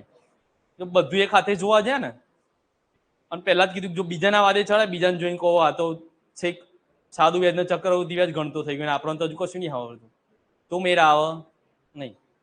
તમે તમારી રીતે શેડ્યુલ બનાવો કે આપણે આજે કયું ચેપ્ટર તૈયાર કરવું છે, કયા ચેપ્ટરના દાખલા ગણવા છે, જાતે નક્કી કરો અને ગણવાના ચાલુ કરો. તમને નહીં આવડતું તો યુટ્યુબ ઉપર આખા દુનિયાનું મટીરિયલ પડી રહ્યું છે. યુપીએસસી પાસ કરવી હોય ને તોય થઈ જાય, પણ બે હા કોણ એ મોટી તકલીફ. અને એક બે તો બહુ સારા વિડીયો મૂકેલા છે, તો જે તમે લાઈન ટુ લાઈન જુઓ ને તો બધી પરીક્ષાઓ પાસ થઈ જાય. મેન વસ્તુ બેસવું નથી જાતે. કોઈ તમને સોટી લઈને બેસાડે ને અમને આટલું તૈયાર કરવાનું છે, માર પડશે તો થાય બધું. જાતે બેસવું નથી, તકલીફ જ ત્યાં છે. એટલે જાતે શેડ્યુલ બનાવો, દરરોજના ચેપ્ટર નક્કી કરો, એ પૂરા કરો તો થશે. અને અત્યાર સુધી જે નોકરી લાગ્યા ને એ બધાનું શેડ્યુલ કંઈક આવું જ હતું. મારે પોતાને આવું જ અગાઉથી એક આખા મહિનાનું કોઈ દિવસ શેડ્યુલ નહીં બનાવવાનું, ને પૂરું જ નહીં થાય. શેડ્યુલ હંમેશા અઠવાડિયાનું બનાવો, એમાં એક દિવસ તો બ્રેક જ રાખવાની, કારણ કે એક દિવસ તો તમારે આગો પાછો થશે જ. તમે ગમે એટલું કરશો તો ક્યાંય નહીં જવાનું હોય ત્યાં જવાનું થઈ જશે. એ પેલો દિવસ ત્યાં ભરપાઈ કરવા માટે ખાલી રાખવાનું, નકર ટાર્ગેટ જ પૂરો નહીં થાય કોઈ દિવસ. એટલે આપણું ટાઈમ ટેબલ એવું હોવું જોઈએ કે ગમે તે આગા પાછળ થવાનું થાય ને તો એ કવર થઈ જાય. ને એવું કરશો ને તો જ પરીક્ષાઓ પાસ થશે. ને તમારા જેટલા તો કેટલા ગાંધીનગર ઊંધું ખાલી બેસી રહે, ખાલી કોઈ જોવા આવો તો એ ખબર પડે. બધાથી લેક્ચર લેતા લેતા એ એટલે બધા જોતા જોતા હા અહીંયા આવું ચાલે છે. અમદાવાદ વસ્ત્રાલથી ચાલુ થાય એટલે બધી ટાઈપના છોકરો મળે. તૈયારી વાળોય મળે, ફરવા વાળોય મળે, ઘેરથી જબરજસ્તી મોકલતો હોય એવોય મળે. દરેક ટાઈપના છોકરા મળે. અને એમાંથી પછી આઈડિયા આવી જાય કે હા આ ટાઈપના છોકરાઓ નોકરી લાગે, તો જે એકદમ કોન્ફિડન્ટ હોય અને આડું અવરું વાંચ્યા વગર સિલેબસને ધ્યાનમાં રાખીને વાંચતા હોય. સિલેબસ તો તમારી મોબાઈલની સ્ક્રીન પર જ હોવો જોઈએ. તમારો ફોટો કોઈ ભગવાન માતાજીનો ફોટો નહીં હોય તો ચાલશે, પણ પરીક્ષા ના પતન તો સિલેબસ જ તમારી સ્ક્રીન પર હોવું જોઈએ, એ જ દેખાવું જોઈએ તમને. તો સિલેબસ એ ગુખાઈ જાય અને યાદ રહે દરરોજ કે આટલું આજે કરવાનું, આ વિષય આટલો કરવાનો. બાકી સિલેબસ જ ખબર નહીં હોય તો શું કરશો? પછી કેવું થશે, રસ્તો જ ખબર નહીં, દોડ કરવાનું એવું થશે. આ અગત્યનું છે, યાદ રાખજો. પ્રવાસી ભારતીય દિવસ ક્યારે ઉજવાય છે? 9 જાન્યુઆરી. કેમ ઉજવાય છે? 9 જાન્યુઆરી 1915 ગાંધીજી આફ્રિકાથી પરત આવ્યા હતા એટલા માટે. ભલામણ કોની હતી? લક્ષ્મીમલ સિંઘવી, LM સિંઘવી સમિતિની ભલામણ હતી. 2003થી ઉજવણીની શરૂઆત થઈ. છેલ્લે 18મું પ્રવાસી ભારતીય સંમેલન ઓડિશા ભુવનેશ્વર ખાતે. ઓડિશાના મુખ્યમંત્રી કોણ છે? મોહન ચરણ. અને રાજ્યપાલ કોણ છે? હરિબાબુ કંભમપતિ. આસામના કોણ હતા મુખ્યમંત્રી? હેમંતા બિસ્વા શર્મા. અને રાજ્યપાલ કોણ હતા? લક્ષ્મણ પ્રસાદ આચાર્ય. આ એક જિલ્લો છે જેના ભારતનો પ્રથમ બાયોહેપી જિલ્લો જાહેર કરાયો છે. મતલબ ત્યાં બાયોડાયવર્સિટી, વનસ્પતિ વૃક્ષો એટલા બધા છે કે એકદમ ખુશખુશાલ વાતાવરણ લાગે. તમે ફોટોમાં પણ અહીંયા જોઈ શકો છો. એટલે ભારતનો પ્રથમ બાયોહેપી જિલ્લો કોને જાહેર કરવામાં આવ્યો છે? એનું નામ છે KE પાન્યોર.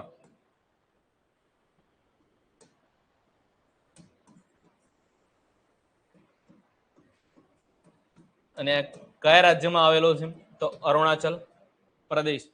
અરુણાચલ પ્રદેશમાં આવેલો કે પાન્યોર નામનો જે જિલ્લો છે એને ભારતનો પ્રથમ બાયો હેપ્પી જિલ્લો જાહેર કરવામાં આવ્યો છે. આ ઉદય નામનું મોસ્કોટ એ કોને જાહેર કર્યું છે? તો UIDAI, unique identification authority of India, UIDAI, જે આપણા આધાર કાર્ડની બધી માહિતી પૂરી પાડે છે એ યુઆઈડીએઆઈ દ્વારા એક મોસ્કોટ રજૂ કરવામાં આવ્યું છે જે આધારને લગતી જે સેવાઓ છે એની માહિતી આપશે. એનું નામ છે ઉદય. નામ યાદ રાખીશું. UIDAI, unique identification authority of India દ્વારા કઈ મોસ્કોટ લોન્ચ કરવામાં આવ્યું છે? તો ઉદય. અને તાજેતરમાં આમને આધારમાં નવી નવી અપડેટ આપી છે કે તમે હવે ઘરે બેઠા પોતાનું મોબાઈલ નંબર, સરનામું પણ ચેન્જ કરી શકો છો. મોબાઈલનું અત્યારે હાલ લગભગ ચાલુ થઈ ગયું છે. સરનામાનું ટૂંક સમયમાં શરૂ થઈ જશે. જાહેરાત તો થઈ ગયું પણ હજુ ખરેખર થતું નથી. એ પણ ટૂંક સમયમાં થઈ જશે.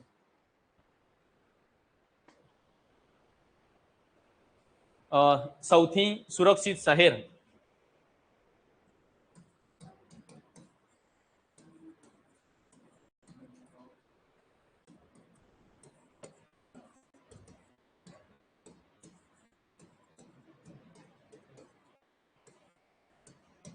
બેંગલુરુ. એક સર્વે પ્રમાણે રહેવા માટે સૌથી સુરક્ષિત શહેર કયું છે?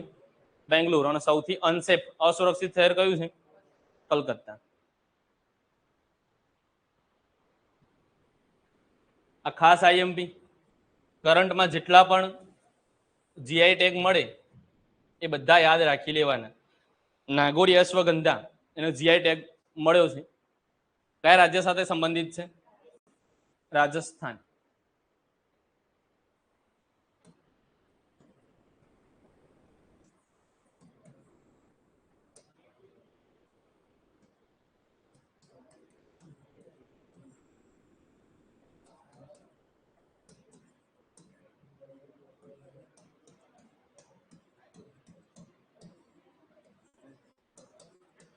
જીઆઈ ટેગ નું પૂરું નામ શું થાય? GI tag, geographical indication tag. GI tag નું પૂરું નામ શું થશે? જીઓગ્રાફિકલ ઇન્ડિકેશન ટેગ, એટલે જીઆઈ ટેગ. જીઆઈ ટેગ મેળવનાર ભારતની સૌથી પહેલી વસ્તુ કઈ હતી? સરસ, દાર્જિલિંગની ચા.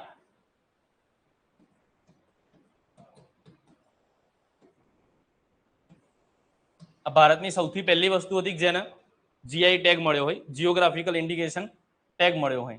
અને ગુજરાતની સૌથી પહેલી વસ્તુ કઈ હતી જેને જીઆઈ ટેગ મળ્યો હોય? સરસ, સંખેડાનું ફર્નિચર.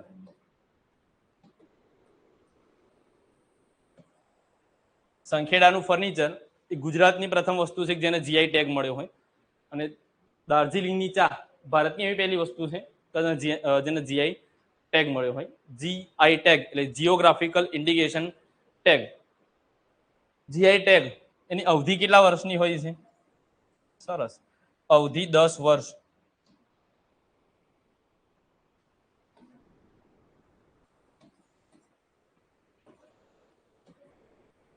દસ વર્ષ માટે જે તે વસ્તુના આંતરરાષ્ટ્રીય વેપાર પૂરું પાડવામાં આવે એટલા માટે એને જીઆઈ ટેગ મળે, જીઓગ્રાફિકલ ઇન્ડિકેશન ટેગ મળે. અને તાજેતરમાં કોને મળી છે? તો નાગોરી અશ્વગંધાને. ભારતમાં સૌથી પહેલા હતા દાર્જિલિંગની ચા. ગુજરાતમાં સૌથી પહેલા હોય તો સંખેડાનું ફર્નિચર. અવધિ હોય એની 10 વર્ષ. પૂરું નામ પણ યાદ રાખીશું, જીઓગ્રાફિકલ ઇન્ડિકેશન ટેગ. 10 જાન્યુઆરી વિશ્વ હિન્દી દિવસ તરીકે ઉજવાય છે. કેમ ઉજવાય છે? 10 જાન્યુઆરી 1975 નાગપુર ખાતે પ્રથમ વિશ્વ હિન્દી સંમેલન યોજાયેલું માટે 10 જાન્યુઆરી આપણે વિશ્વ હિન્દી દિવસ તરીકે ઉજવીએ છીએ. જ્યારે 14 સપ્ટેમ્બર એ રાષ્ટ્રીય હિન્દી દિવસ તરીકે ઉજવાય છે. કેમ? તો 14 સપ્ટેમ્બર 1949 બંધારણ સભાએ રાજભાષા તરીકે કોને સ્વીકારી? હિન્દી ભાષાને. માટે આપણે 14 સપ્ટેમ્બરના કયા દિવસ તરીકે ઉજવીએ છીએ? રાષ્ટ્રીય હિન્દી દિવસ તરીકે ઉજવીએ છીએ. જો વિશ્વ હિન્દી દિવસ આવે 10 જાન્યુઆરી, રાષ્ટ્રીય હિન્દી દિવસ આવે તો 14 સપ્ટેમ્બર. બંનેના અલગ અલગ રીઝન છે ઉજવવાના. બંધારણના ભાગ 17માં અનુચ્છેદ 341 એક પેટા અનુચ્છેદ છે એનો, એમાં આપણે નક્કી કરેલું છે કે ભારતની રાજભાષા કઈ રહેશે? હિન્દી. અને એની લિપિ કઈ રહેશે? દેવનાગરી રહેશે. અને બંધારણના કયા અનુચ્છેદ મુજબ રાષ્ટ્રપતિ એ ભાષા આયોગની રચના કરે છે?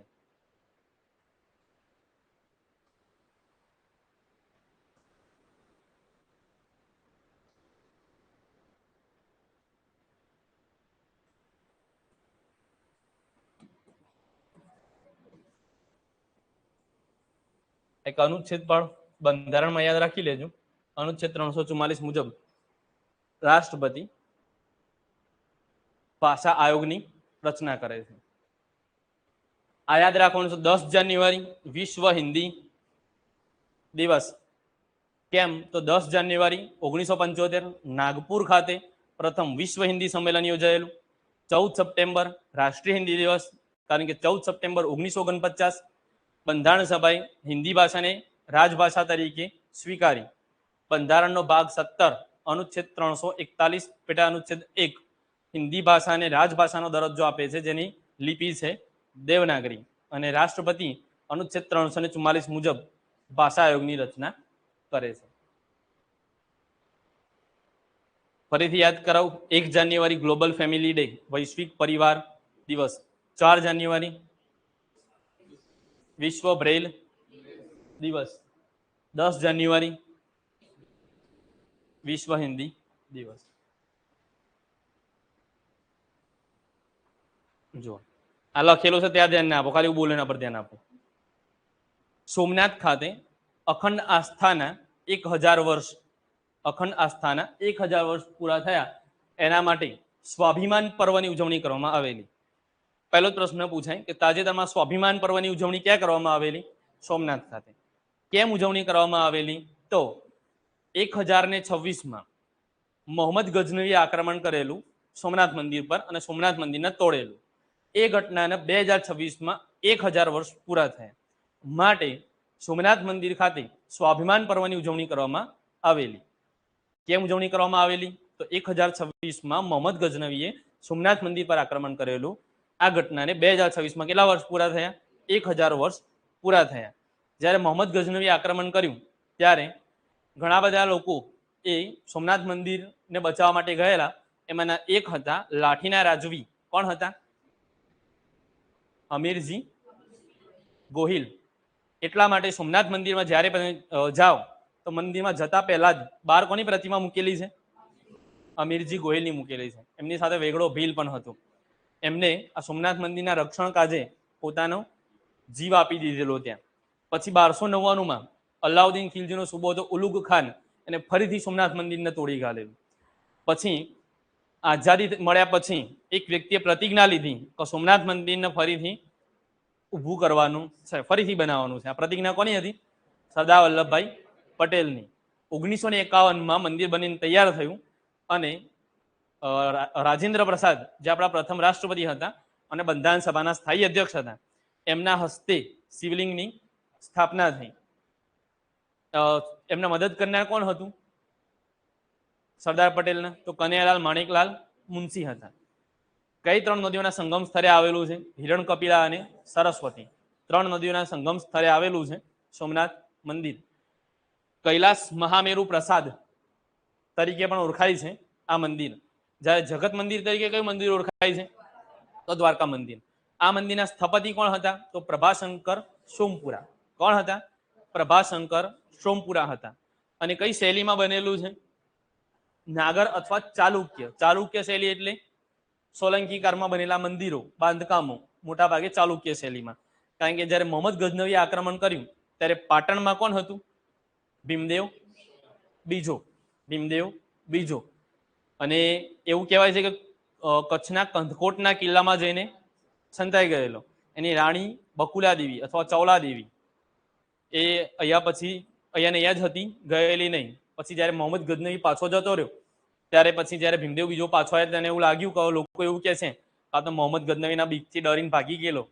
તો એને પશ્ચાતાપ સ્વરૂપે પછી શું બનાવ્યું? મોઢેરાનું સૂર્ય મંદિર બનાવ્યું, જે આજે અત્યારે હાલ પણ હયાત છે, મોઢેરા સૂર્ય મંદિર.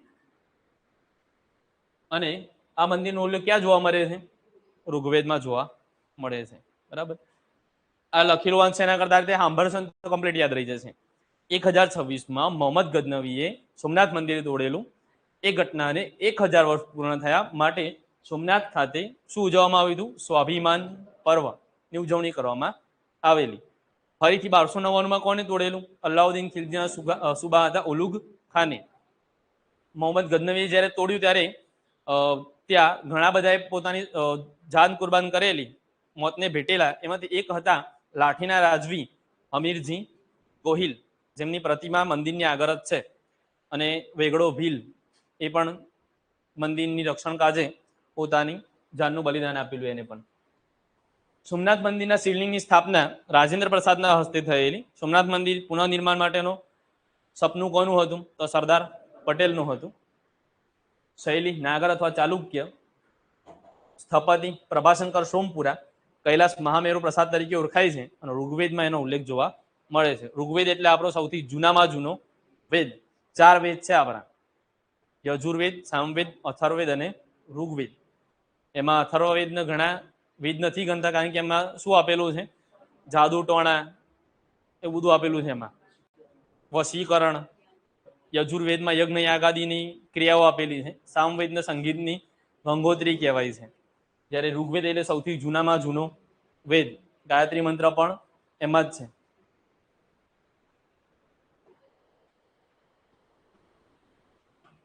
આપણે યાદ રાખીશું કેરળની એક હાઈકોર્ટ છે, કલપેટ્ટા હાઈકોર્ટ.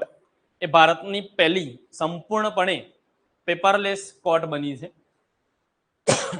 કલપેટ્ટા એ ભારતની સૌથી પહેલી પેપરલેસ કોર્ટ બની છે સંપૂર્ણપણે. અને એનું ઉદ્ઘાટન કોના દ્વારા કરવામાં આવેલું? તો આપણા CJI એટલે ચીફ જસ્ટિસ ઓફ ઇન્ડિયા. કોણ છે અત્યારે? સૂર્યકાંત.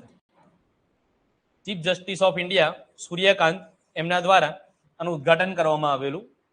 એટલે પ્રશ્ન એવી રીતે પૂછાય કે ભારતની સૌથી પહેલી સંપૂર્ણ પેપરલેસ કોર્ટ કયા રાજ્યમાં બની?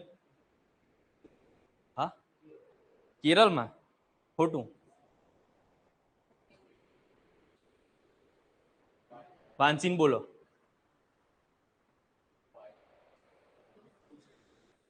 રાજ્ય બોલો જોઈને. ફાઈનલ? પછી તમે એમ કહેશો કે ના ના ના ના તમે સાચા.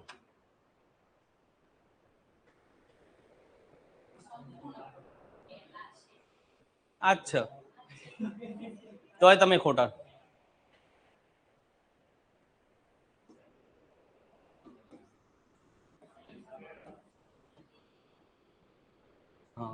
યાદ આવ્યું છે તો કેરળ જ, પણ તમને આ યાદ કરાવું તું મારે. તો કેરળ હવે કયા નામે ઓળખાશે? કેરળમ તરીકે ઓળખાશે. આ આપણે જાન્યુઆરીનું છે. ફેબ્રુઆરીમાં આપણા કેરળને લખી આવો. શું લખવાનું? કેરળમ. કારણ કે કેરળ રાજ્યએ પોતાનું નામ ચેન્જ કર્યું. શું કર્યું છે? કેરળમ કર્યું છે. બરાબર. અને કોઈ પણ રાજ્યએ પોતાનું નામ ચેન્જ કરવું હોય તો બંધારણના કયા અનુચ્છેદ મુજબ સુધારો થાય? અનુચ્છેદ 3 ભાગ 1. કોની પૂર્વ મંજૂરી? રાષ્ટ્રપતિની પૂર્વ મંજૂરીથી થાય. સરસ.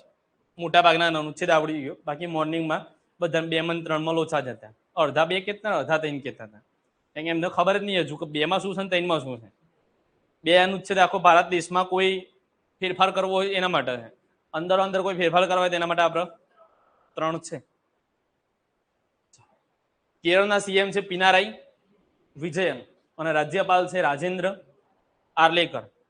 હવે ફરીથી પેલા 2 મુખ્યમંત્રી અને રાજ્યપાલ તમને યાદ કરાવું. આસામના મુખ્યમંત્રી હેમંતા બિસ્વા શર્મા. રાજ્યપાલ લક્ષ્મણ પ્રસાદ આચાર્ય. ઓડિશાના મુખ્યમંત્રી મોહન ચરણ. રાજ્યપાલ હરિબાબુ કંભમપતિ. કેરળના મુખ્યમંત્રી પિનારાઈ વિજયન અને રાજ્યપાલ રાજેન્દ્ર આર્લેકર. અહીંયા આપણને 3 રાજ્યોના સીએમ અને રાજ્યપાલ યાદ રહી જવા જોઈએ. બરાબર. કોઈ એક જણ પર્સનલી બોલી શકે 3 એ 3? એમ નહીં આવે. ગ્રુપમાં કહો તો અકારા કરી નાખીએ.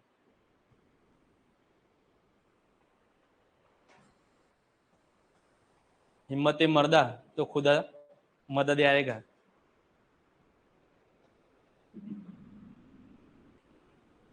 ग्रुप में बोली जाओ। चलो, असम मुख्यमंत्री हेमंत बिस्वा शर्मा, राज्यपाल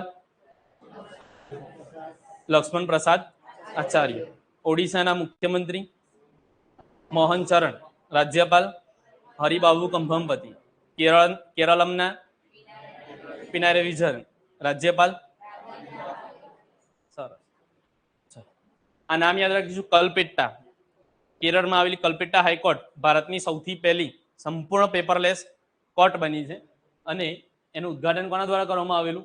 જસ્ટિસ સૂર્યકાંત, જે ભારતની હાલની સુપ્રીમ કોર્ટના ચીફ જસ્ટિસ છે તે CJI, chief justice of India.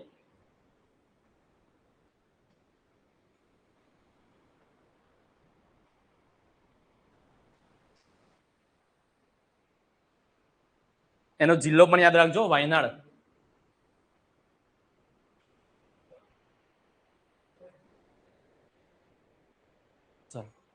અહીંયા પણ પ્રવીણ વશિષ્ઠ નામનો એક વ્યક્તિ છે, એમને CVC સેન્ટ્રલ વિજિલન્સ કમિશનમાં કમિશનર તરીકે નિયુક્ત કરવામાં આવ્યા છે. CVC નું કાર્ય શું છે? તો ભારતના અલગ અલગ સરકારી વિભાગોના કર્મચારીઓ અને અધિકારીઓ જે ભ્રષ્ટાચાર કરતા હોય એમને રોકવા માટેનું કાર્ય અથવા તો એમને ભ્રષ્ટાચાર થતો અટકાવવા માટેનું કાર્ય કોણ કરશે? તો CVC સેન્ટ્રલ વિજિલન્સ કમિશનર. સ્થાપના થયેલી 1964 સંથારામ સમિતિની ભલામણથી CVC કેવી સંસ્થા છે? વૈધાનિક સંસ્થા છે, મતલબ બંધારણીય સંસ્થા નથી. બંધારણમાં એનો અનુચ્છેદ હોય, અનુચ્છેદમાં એનો ઉલ્લેખ હોય તેને બંધારણીય સંસ્થા કહેવાય. બાકી લોકસભા રાજ્યસભા દ્વારા જેનો કાયદા દ્વારા સ્થાપિત કરવામાં આવેલી સંસ્થાઓ હોય એ બધી કેવી સંસ્થાઓ કહેવાય? વૈધાનિક સંસ્થાઓ. હાલના મુખ્ય વિજિલન્સ કમિશનર કોણ છે? તો પ્રવીણ કુમાર શ્રીવાસ્તવ. એ પણ પ્રવીણ કુમાર જ છે, પણ એ પ્રવીણ વશિષ્ઠ છે જે નવા નિયુક્ત થયા એ. અને મુખ્ય આવે તો પ્રવીણ કુમાર શ્રીવાસ્તવ. હવે જ્યાં CVC ના કમિશનરો છે એમની નિમણૂક માટેની એક સમિતિ છે. એ સમિતિમાં કોણ કોણ છે? તો એક વડાપ્રધાન છે, એક હોમ મિનિસ્ટર છે અને ત્રીજા છે વિરોધ પક્ષના નેતા. આ બે તો એક જ પક્ષના હોવાના, વડાપ્રધાન અને ગૃહમંત્રી. તો ત્રીજા હશે વિરોધ પક્ષના નેતા હશે, સામે પક્ષના હશે. હવે નિયમ એવો કે જેના વધારે વોટ હોય, જે વ્યક્તિને વધારે વોટ મળે એ વ્યક્તિની નિમણૂક થાય. આ બે એક જ બાજુ રહેવાના છે ને. વિરોધ પક્ષનો નેતા ગમે એટલો ઊંચો થઈને ભૂઈ પડે, મેર આવે નહીં. ચૂંટણી કમિશનમાં પણ એવું જ છે અત્યારે. ચૂંટણી કમિશનરની નિમણૂક કરવા માટેની સમિતિ કઈ છે? આ ત્રણ જ. અને એ ગયા વર્ષે જ બદલાઈ છે પાછી. કોણ કોણ છે? વડાપ્રધાન છે, ગૃહમંત્રી છે અને વિરોધ પક્ષના નેતા. એમાં પણ વિરોધ પક્ષના નેતા ના જ પાડતા કે અમને નિમણૂક નહીં કરવાની. આ બે એક સુરે બોલે એટલે પેલાનું કઈ ચાલે નહીં. બે વોટ થઈ જાય ને સીધા. એટલે યાદ રાખીશું, પ્રવીણ વશિષ્ઠ CVC માં કમિશનર તરીકે નિમણૂક થઈ છે. CVC સેન્ટ્રલ વિજિલન્સ કમિશનનું કામ શું છે? તો ભ્રષ્ટાચારને અટકાવવાનું. કોના દ્વારા? તો જે સરકારી કર્મચારીઓ અધિકારીઓ છે તેમના દ્વારા થતો ભ્રષ્ટાચારને અટકાવવાનું કામ કરશે CVC. સ્થાપના થયેલી 1964 સંથાનમ સમિતિની ભલામણથી વૈધાનિક સંસ્થા છે, મતલબ બંધારણીય સંસ્થા નથી. મુખ્ય વિજિલન્સ કમિશનર છે પ્રવીણ કુમાર શ્રીવાસ્તવ અને નિમણૂક માટેની સમિતિ છે એમાં વડાપ્રધાન છે, કેન્દ્રીય ગૃહમંત્રી છે અને વિરોધ પક્ષના નેતા છે. વિજય હજારે ટ્રોફી ક્રિકેટ ક્ષેત્રે રમાતી એક ટ્રોફી છે. એમાં સૌરાષ્ટ્રને હરાવી અને કોણ ચેમ્પિયન બન્યું છે? તો વિદર્ભ ચેમ્પિયન બન્યું છે. વિદર્ભ એટલે કયું રાજ્ય લાગે? મહારાષ્ટ્ર. મહારાષ્ટ્રમાંથી અલગ પડવા માંગતો એક ભાગ છે વિદર્ભ. અત્યારે હાલ તો મહારાષ્ટ્ર આખું એક જ છે, પણ આ એક ભાગ છે જે એમની ટીમ પણ અલગ ઉતારે છે અને લોકો પોતાનું અલગ વિદર્ભ રાજ્ય માંગે છે અત્યારે હાલ.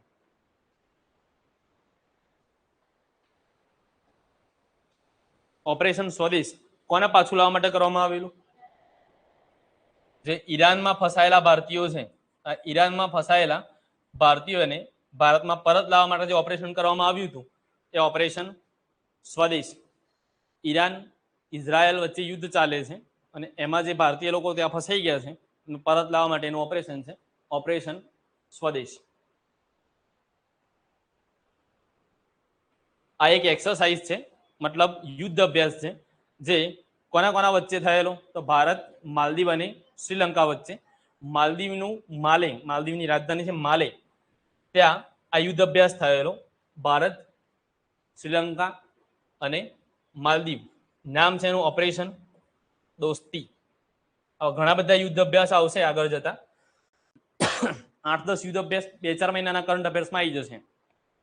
એ બધા આપણે યાદ રાખવાના છે. અલગથી શ્રીલંકા જોડે આપણો યુદ્ધ અભ્યાસ છે, શ્રીલિનેક્સ કરીને. ઘણા દેશો જોડે સંયુક્ત યુદ્ધ અભ્યાસ પણ છે. અહીંયા ખાલી અત્યારે હાલ એક યાદ રાખી લો, ઓપરેશન દોસ્તી. કયા ત્રણ દેશો વચ્ચે થતો યુદ્ધ અભ્યાસ છે? ભારત, માલદીવ અને શ્રીલંકા. આ વખતે કઈ જગ્યાએ ઓપરેશન દોસ્તીનું આયોજન થયેલું? માલદીવના માલે ખાતે આયોજન થયેલું. ભારત પાકિસ્તાન સાથે કોઈ યુદ્ધ અભ્યાસ નહીં કરતું, સીધું યુદ્ધ જ કરે છે. બાકી બધા યુદ્ધ અભ્યાસ કરે છે કે યુદ્ધ જેવી પરિસ્થિતિ સર્જાય તો કેવી રીતે એને પહોંચી વળાય. ત્યાં યુદ્ધ અભ્યાસ નહીં કરવાનો, સીધું યુદ્ધ જ કરી દેવાનું. અમે તમને પહેલા યાદ કરાવ્યું હતું, યાદ હોય તો. BS4 બાયોસેફ્ટી લેવલ 4 ટાઈપની લેબોરેટરી ક્યાં બનશે? ગાંધીનગર. આની થોડીક ડિટેલ લખીએ કારણ કે આ ખૂબ અગત્યનું.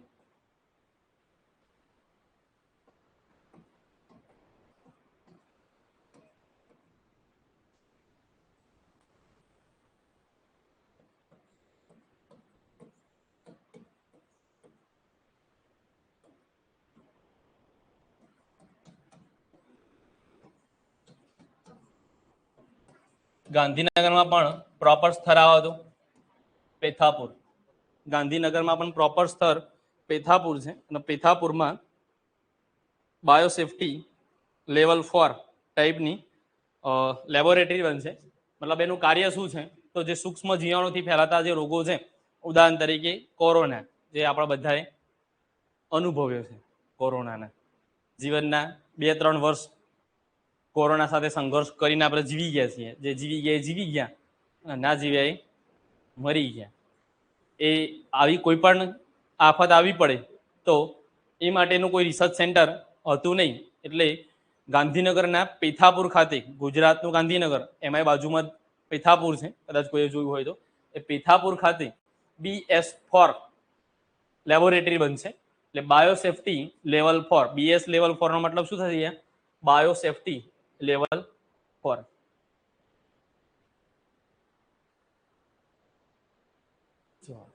પચીસ જાન્યુઆરી કયા દિવસ તરીકે ઉજવાય છે? તો રાષ્ટ્રીય મતદાર દિવસ. 25 જાન્યુઆરી કયા દિવસ તરીકે ઉજવાય છે? રાષ્ટ્રીય મતદાર દિવસ. કેમ ઉજવાય છે? તો 25 જાન્યુઆરી 1950 કોની સ્થાપના થયેલી છે? ચૂંટણી પંચની સ્થાપના થયેલી છે. માટે 25 જાન્યુઆરી આપણે મતદાર દિવસ તરીકે ઉજવીએ છીએ. અને આ વખતે 2026ની થીમ શું હતી? My India my vote. My India my vote. 25 જાન્યુઆરી એ પ્રવાસન દિવસ તરીકે પણ ઉજવાય છે. પણ સૌથી અગત્યનો છે આપણા માટે મતદાર દિવસ, એટલે કે નેશનલ વોટર્સ ડે. આની ઉજવણી એ ભારતના પ્રથમ મહિલા રાષ્ટ્રપતિ હતા પ્રતિભા દેવીસિંહ પાટીલ, એમને શરૂ કરાવેલી 2011થી પ્રતિભા દેવીસિંહ પાટીલે નેશનલ વોટર્સ ડે એટલે કે રાષ્ટ્રીય મતદાર દિવસની ઉજવણીની શરૂઆત કરાવેલી. આ વખતેની થીમ શું હતી? My India my vote. રાષ્ટ્રીય પ્રવાસન દિવસ તરીકે પણ ઉજવાય છે. ચૂંટણી પંચ કયો અનુચ્છેદ આવશે?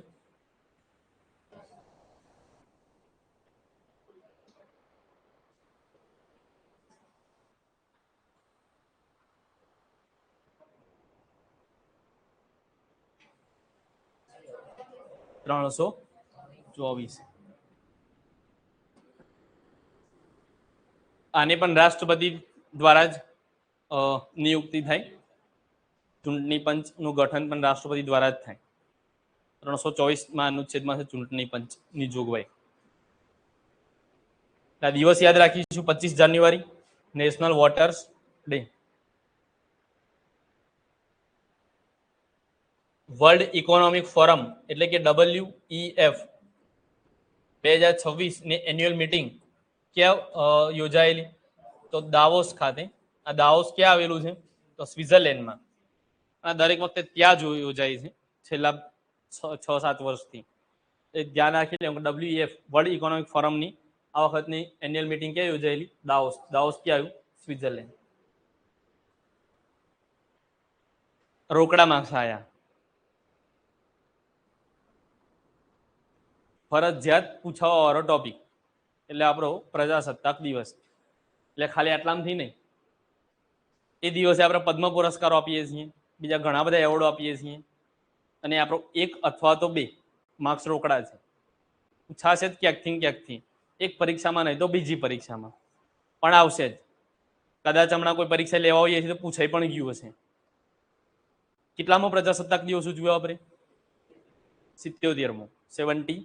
77માં પ્રજાસત્તાક દિવસની ઉજવણી કરી આપણે. એમાં દેશ લેવલે આપણે ફિક્સ જ છે, તો ક્યાં ઉજવણી કરીએ છીએ? દિલ્હી ખાતે. પણ રાજ્ય કક્ષાની ઉજવણી આ વખતે ક્યાં કરી છે? વાવ, થરાદ ખાતે. જે આપણો ગુજરાતનો 34મો નવો જિલ્લો છે, વાવ થરાદ. ત્યાં આપણે ઉજવણી કરી છે. શાની? 77માં પ્રજાસત્તાક દિવસની. આજે પણ ત્યાં મોદી સાહેબ આવેલા જ છે, વાવ થરાદમાં. આ ખાસ યાદ રાખવાનું છે આપણે કે ગુજરાતની રાજ્ય કક્ષાની ઉજવણી ક્યાં થયેલી? વાવ થરાદ. થીમ યાદ રાખીશું તો વંદે માતરમના 150 વર્ષ. વંદે માતરમના 150 વર્ષ થીમ ઉપર 77મો પ્રજાસત્તાક દિવસ ઉજવાયેલો. ગુજરાતની ઝાંખી હતી સ્વતંત્રતા મંત્ર વંદે માતરમ. સ્વતંત્રતા કા મંત્ર વંદે માતરમ. 26મી જાન્યુઆરી આપણે પ્રજાસત્તાક દિવસ તરીકે કેમ ઉજવીએ છીએ?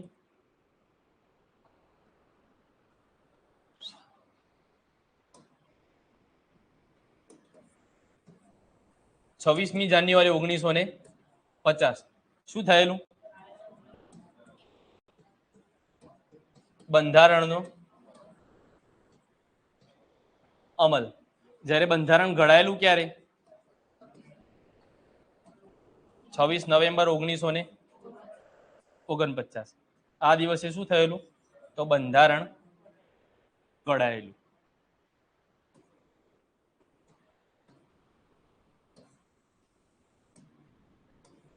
આ પ્રશ્નો વારંવાર પૂછાય છે કે બંધારણ ઘડાયું હતું ક્યારે, બંધારણનો અમલ ક્યારે થયો.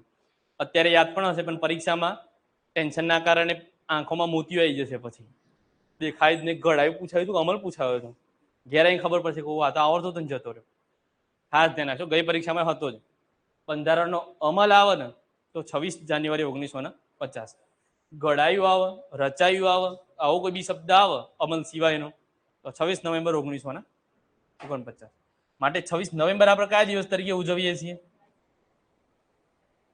કાયદા દિવસ તરીકે ઉજવીએ છીએ. એ સિવાય કયા દિવસ તરીકે ઉજવીએ છીએ? બંધારણ દિવસ તરીકે ઉજવીએ છીએ. 2015 થી ત્યાં સુધી ફક્ત કાયદા દિવસ તરીકે ઉજવતા હતા. આ દિવસે કઈ ઘટનાઓ, કઈ જોગવાઈઓ લાગુ કરી દીધેલી?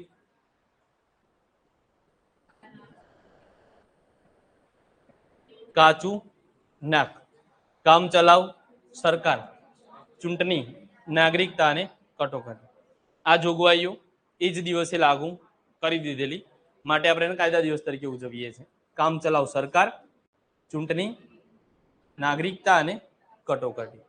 બરાબર, આ યાદ રાખીશું. સાથે સાથે 26 નવેમ્બર બીજા કયા દિવસ તરીકે ઉજવાય છે?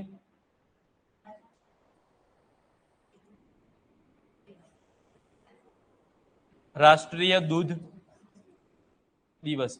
જો વિશ્વ દૂધ દિવસ આવે તો 1 જૂન.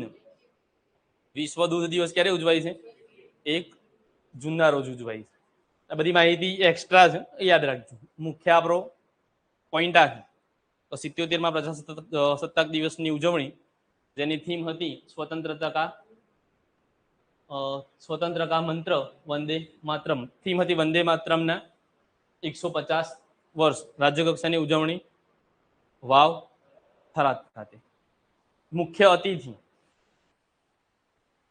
2 મુખ્ય અતિથિ હતા 77માં પ્રજાસત્તાક દિવસના.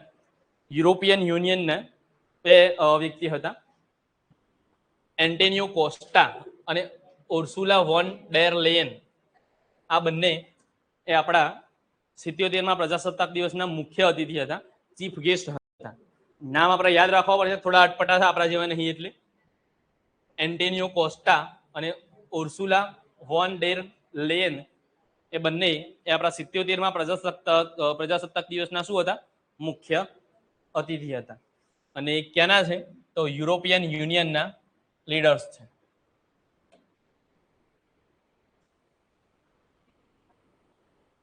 સૌથી અગત્યનું રોકડો આપણો 1 માર્ક્સ. પેલામાંથી તો ક્યાંક ને ક્યાંક પૂછાશે પણ અહીંયાથી તો હશે જ. પદ્મ પુરસ્કારો કેટલા પદ્મ પુરસ્કારો અપાયા ટોટલ? એની અંદરથી જ આપણે બધું યાદ રાખી લઈએ. જુઓ, આ 131 કુલ. આનો જ અંક સરવાળો કરો કેટલો થાય? 5 થાય. તો 5 લખીએ આપણે. 5 શું છે? પદ્મ વિભૂષણ. 5 છે પદ્મ વિભૂષણ. આમાંથી એકડાને દૂર કરી દઈએ તો 13.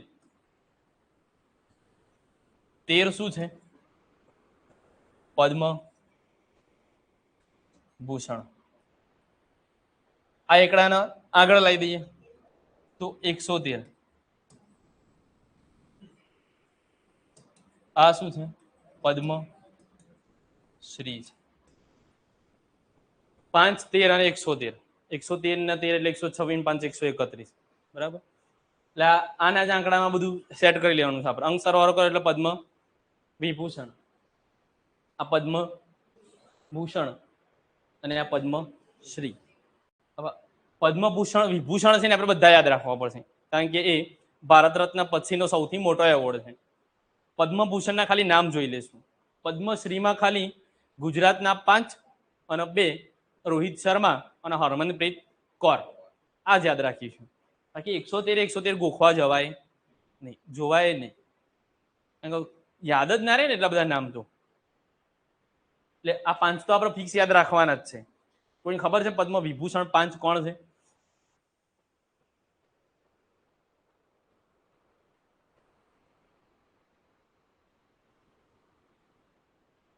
એટલું બધું કે યાદ રહે તો લેક્ચર ના લઈ લેવાય.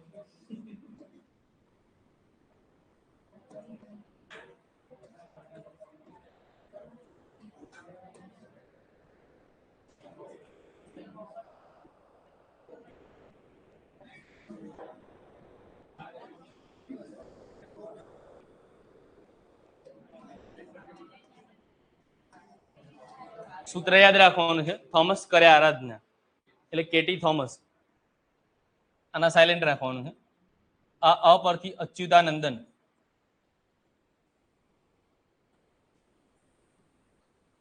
રા પરથી એન રાજમ.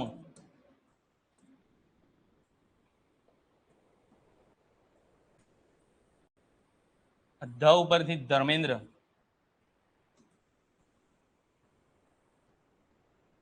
ના ઉપરથી પી નારાયણન. આ 5 છે કે જેમને પદ્મ વિભૂષણ મળેલો. બરાબર. KT Thomas, અચ્યુતાનંદન, N Rajam, Dharmendra અને નારાયણ. બધા અહીંયા લખેલા જ છે. VS અચ્યુતાનંદન જેમનું આખું નામ છે અને સામાજિક કાર્યકર છે, કેરળના ભૂતપૂર્વ મુખ્યમંત્રી રહી ચૂકેલા છે. એન રાજમ ભારતીય વાયોલિન વાદક છે. આ ખાસ યાદ રાખીશું.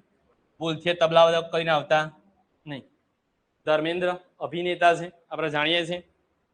શોલે પિક્ચરમાં જય વીરુ એ ધર્મેન્દ્ર પહેલા એમની મૃત્યુની પણ અફવા ફેલાયેલી.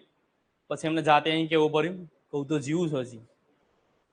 પછી થોડા દિવસ પછી પાછા હા ચૂકલા મરી ગયા. પછી એમના છોકરાને એમ કેવું પડ્યું હા ચૂકલા મરી ગયા. કારણ કે પહેલા અફવા ફેલાઈ ગઈ એટલે લોકો ન્યૂઝમાં આપતા ડરતા હતા કે પાછા જીવિત થઈને ના આવે. લોકોએ તો ઓમ શાંતિના સ્ટેટસે ચડી દીધેલા, પાછું કલાક રહીને ડિલેટ મારવા પડે.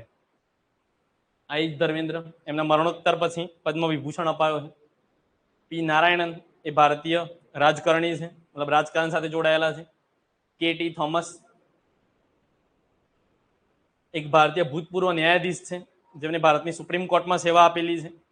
રાજીવ ગાંધી હત્યા કેસમાં મૃત્યુદંડની સજાની અધ્યક્ષતા કરી હતી અને સમર્થન આપ્યું હતું. 2007માં પદ્મ ભૂષણથી નવાજવામાં આવ્યા છે, જ્યારે 2026માં પદ્મ વિભૂષણ એનાયત થયો છે એમને, કેટી થોમસ. 5 યાદ રાખવાના છે, જે સૂત્ર આપ્યું રીતે યાદ રાખી લેવાના. થોમસ કરે આરાધના, થોમસ પરથી કેટી થોમસ, પછી અ ઉપરથી અચ્યુતા નંદન, ર ઉપરથી એન રાજમ, રા ઉપરથી ધ ઉપરથી ધર્મેન્દ્ર અને ના ઉપરથી પી નારાયણન. આ 5 વ્યક્તિઓને શું મળે છે? પદ્મ વિભૂષણ. ભારતનો બીજા નંબરનો સૌથી પ્રતિષ્ઠિત એવોર્ડ, સૌથી પહેલો આવતો ભારત રત્ન, એના પછી પદ્મ વિભૂષણ. એટલે આ 5 નામો તો ખાસ યાદ રાખવાના જ છે તમારે. કયા ક્ષેત્રે છે એ પણ. વી.એસ. અચ્યુતાનંદન એ સામાજિક કાર્યકર છે. એન રાજમ વાયોલિન વાદક એટલે કલા કહેવાય એમની. ધર્મેન્દ્ર એ પણ કલાકાર એટલે કલા કહેવાય એમની. આ રાજકારણ એટલે સમાજ સેવા કહેવાય એમની. અને ભારતીય ન્યાયાધીશ છે એટલે સેવા ક્ષેત્ર, એમને સેવા ક્ષેત્રમાં મળ્યો કહેવાય. હવે 13 છે ને પદ્મભૂષણ વિજેતા છે 2026ના. 13 ખાલી નામ જોઈ લેવાના છે. અલકા યાજ્ઞિક, સંગીતકાર, જાણતા હશો બધા. વિજય અમૃતરાજ છે, વિજયકુમાર મલ્હોત્રા છે, શતાવધાની ગણેશ છે, પિયુષ પાંડે છે, કે.આર. પલાનીસ્વામી છે, ભગતસિંહ કોશિયારી છે, ઉદય કોટક છે, વેલ્લાપલ્લી નટેશન છે, એસ.કે. મહિલાનંદન છે, શિબુ સોરેન છે, મામુટી છે અને ડોક્ટર દત્તાત્રેયનું નોરી છે. બધા ભયંકર નામ છે, છતાંય આપણે યાદ રાખવા પડશે. બધા પ્રયાસ નહીં રાખવાના, પણ નામ જોઈ લેવાના છે કે આટલા જ મળ્યું છે. કારણ કે પ્રશ્ન ગઈ વખતના જે એવું જ પૂછાશે, નીચેનામાંથી કોને પદ્મભૂષણ એનાયત થયેલ નથી અથવા તો છે. નામ જોયેલા હશે, આઈડિયા આવી જશે તમને ઓપ્શન પરથી કે આટલા છે આટલા નથી, પણ નામ વાંચેલા હોવા જોઈએ. આ નામો છે બધા. અલકા યાજ્ઞિક છે, ભગતસિંહ કોશિયારી છે, કલ્લીપટ્ટી રામાસ્વામી પલાનીસ્વામી છે, મામુટી છે, નોરી દત્તાત્રેયડુ, પિયુષ પાંડે, એસ.કે. મહિલાનંદન, શતાવધાની આર ગણેશ, શિબુ સોરેન, ઉદય કોટક, વી.કે. મલ્હોત્રા, વેલ્લાપલ્લી નટેશન,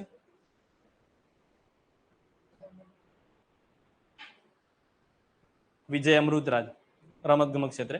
2 વ્યક્તિ યુએસએના છે, એક નોરી દત્તાત્રેયડુ છે અને આ વિજય અમૃતરાજ, એ પણ યુએસએ અમેરિકાના છે. 2 આટલામાંથી 2 ફોરેનર છે. બરાબર. નામો અટપટા ને ભયંકર અટપટા છે, પણ યાદ રાખવા પડશે. તમારી રીતે ટ્રાય કરજો, કોઈ સૂત્ર સેટ થાય તો, ને પછી આપણે કંઈક કરીશું. બાકી યાદ તો રાખવા જ પડશે. બરાબર. છોડી દીધી મેરાવ એવું નહીં. પેલા 113 છોડી દેશો તો ચાલશે.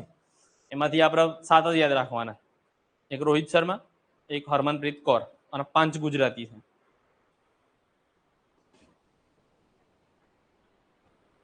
પદ્મ એવોર્ડ વિજેતા ગુજરાતી 5 છે. ગુજરાતીઓ તો આપણે ગુખી જ મારવાના, એમાં તો ચાલશે જ નહીં.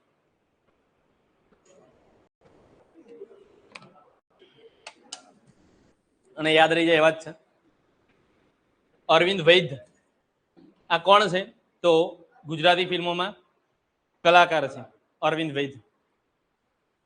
આ બધાને શું કરવાનું, યાદ ના રહેતા હોય ને તો 5 મિનિટનો ટાઈમ કાઢીને બધાના ફોટા ડાઉનલોડ કરી લેવાના.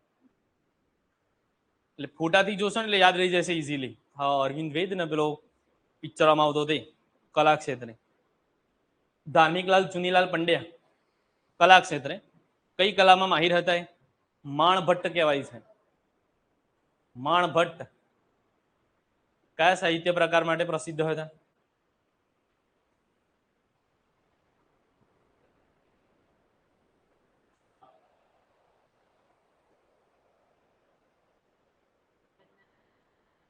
આખ્યાનકાર, પ્રસિદ્ધ આખ્યાનકાર હતા.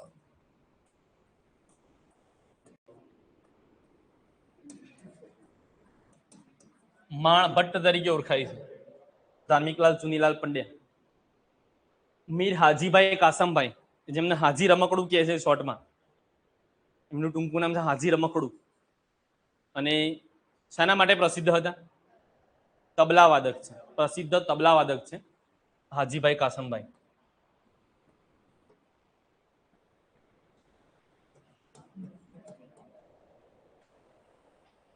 નિલેશ વિનોદચંદ્ર માંડલેવાલા સામાજિક કાર્ય અને એમાં ખાસ કરીને અંગદાન માટે ફેમસ છે. નિલેશ વિનોદચંદ્ર માંડલેવાલા અને રતિલાલ બોરીસાગર સાહિત્યમાં એમની ઘણી બધી કૃતિઓ એ આપણે ભણવાની પણ આવતી હતી પાઠ્યપુસ્તકોમાં. એમાંની એક કદાચ જનનીની જોડ એમની જ હતી લગભગ, રતિલાલ બોરીસાગર, એટલે એ નામ જાણીતું જ છે. એટલે 5 નામો યાદ રાખવાના છે. વિજેતા ગુજરાતીના બધાને કયો અર્થ મળેલો છે? 5 ને પદ્મ, 5 ને કયો એવોર્ડ? પદ્મશ્રી. આ વખતે ગુજરાતમાંથી કોઈ પદ્મ વિભૂષણ કે પદ્મભૂષણ છે નહીં, બધા પદ્મશ્રી જ છે. ગઈ વખતે વિભૂષણ ભૂષણ અને શ્રી ત્રણેયમાં હતા, આ વખતે એક જ છે પદ્મશ્રી. ગુજરાતમાંથી કોને પદ્મ વિભૂષણ મળ્યો? તો કોઈ છે જ. પદ્મભૂષણમાં કોઈ છે જ નહીં. મતલબ આ નામો અગાઉના 2 એવોર્ડમાં ક્યાંય જોવો તો ભૂલથી આવે.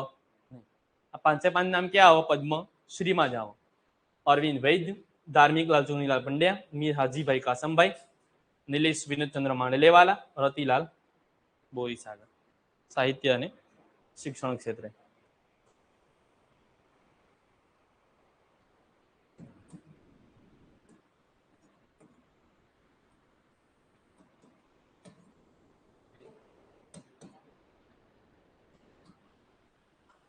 બીજા 2 તમારે યાદ રાખવાના છે, રોહિત શર્મા અને હરમનપ્રીત કૌર.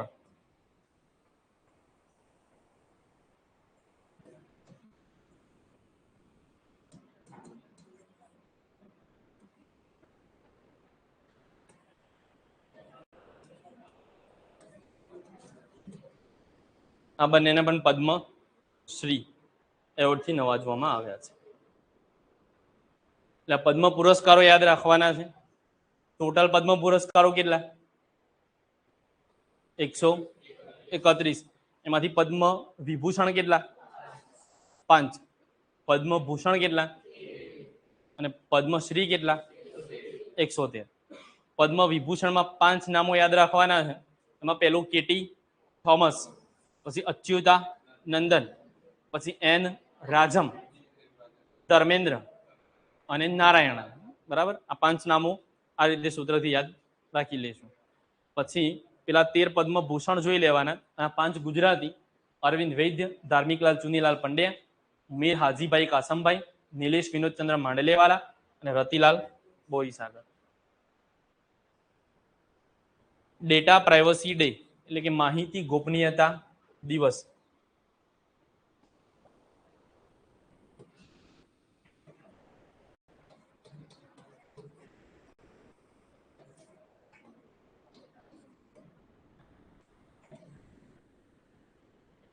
ક્યારે ઉજવાય છે?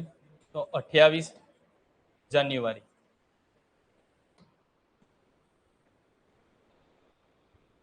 28 જાન્યુઆરી ડેટા પ્રાઇવસી ડે તરીકે ઉજવાય છે. માહિતી ગોપનીયતા દિવસ તરીકે ઉજવવામાં આવે છે.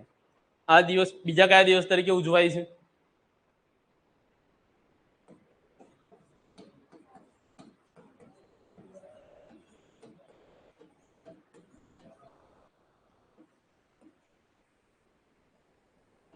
લાલા લજપતરાયની જન્મ જયંતિ છે 24 જાન્યુઆરી.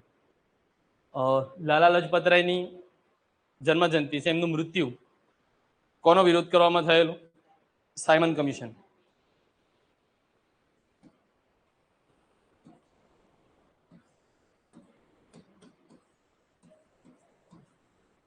ક્યારે આવેલું સાયમન કમિશન? કેટલા સભ્યો હતા? એમાં એક પણ ભારતીય હતો નહીં, માટે વિરોધ થયો. એમાં સોન્ડર્સ નામના અધિકારીએ લાઠીચાર્જનો આદેશ આપ્યો. એના કારણે લાલા લજપતરાયનું શું થયું? મૃત્યુ થયું. એટલે લાલા લજપતરાય મૃત્યુ પામ્યા અને એક વ્યક્તિ જે આજીવન અપંગ બન્યું. કોણ? ગોવિંદ વલ્લભ પંત. ગોવિંદ વલ્લભ પંત એ આજીવન અપંગ બનેલા આ લાઠીચાર્જમાં. જ્યારે લાલા લજપતરાયનું શું થયેલું? મૃત્યુ થયેલું. અને પછી એમનો બદલો લીધેલો સોન્ડર્સનો. મારવા ગયા હતા સોન્ડર્સનો, બીજો કોઈક અધિકારી મરી ગયો એવું કંઈક થયેલું પાછું એમાં. અને ગઈ પોલીસની જ પરીક્ષામાં હતો પાછો. આપણને ઇતિહાસ એટલો બધો આવડતો નહીં, થોડું ઘણું ક્યાંક ગોખેલું હોય એટલે યાદ રહી જાય પાછું.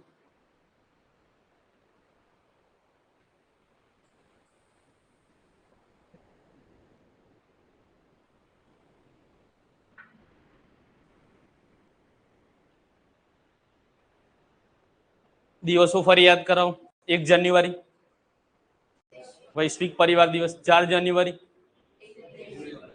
બ્રેલ દિવસ, 5 જાન્યુઆરી નથી આવ્યો રાષ્ટ્રીય પક્ષી દિવસ, યાદ રાખજો હમણાં આવશે. 5 જાન્યુઆરી રાષ્ટ્રીય પક્ષી દિવસ. 10 જાન્યુઆરી વિશ્વ હિન્દી દિવસ. 14 સપ્ટેમ્બર રાષ્ટ્રીય હિન્દી દિવસ. 25 જાન્યુઆરી મતદાર દિવસ અને પ્રવાસન દિવસ. 26 જાન્યુઆરી પ્રજાસત્તાક દિવસ. 28 જાન્યુઆરી ડેટા ગોપનીયતા દિવસ, ડેટા પ્રાઇવસી ડે, માહિતી ગોપનીયતા દિવસ. અને લાલા લજપતરાયની જન્મજયંતિ.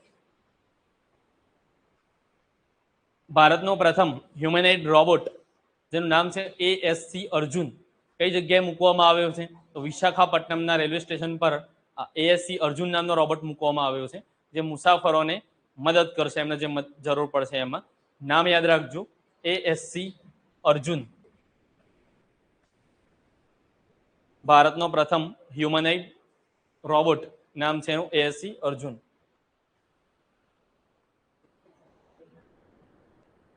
તાજેતરમાં કયો દેશ એને યુરો ચલણ અપનાવ્યું છે?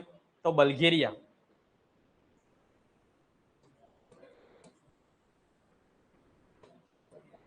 બલ્ગેરિયાએ યુરો ચલણ અપનાવ્યું છે. જે યુરોપિયન યુનિયન છે, યુરોપિયન યુનિયન જેને શોર્ટમાં EU કહેવાય છે, જેના બંને લીડર્સ જેના પર 26મી જાન્યુઆરીના પ્રજાસત્તાક દિવસે મુખ્ય અતિથિ બનાવ્યા હતા, એ યુરોપિયન યુનિયનનું જે ચલણ છે યુરો, એ તાજેતરમાં કયા દેશે અપનાવ્યું છે? તો બલ્ગેરિયાએ. હમણાં બનેલી એક ઘટના, મહારાષ્ટ્રના જે ડેપ્યુટી CM છે અજીત પવાર, એમનું પ્લેન ક્રેશ દુર્ઘટનામાં મૃત્યુ થયેલું.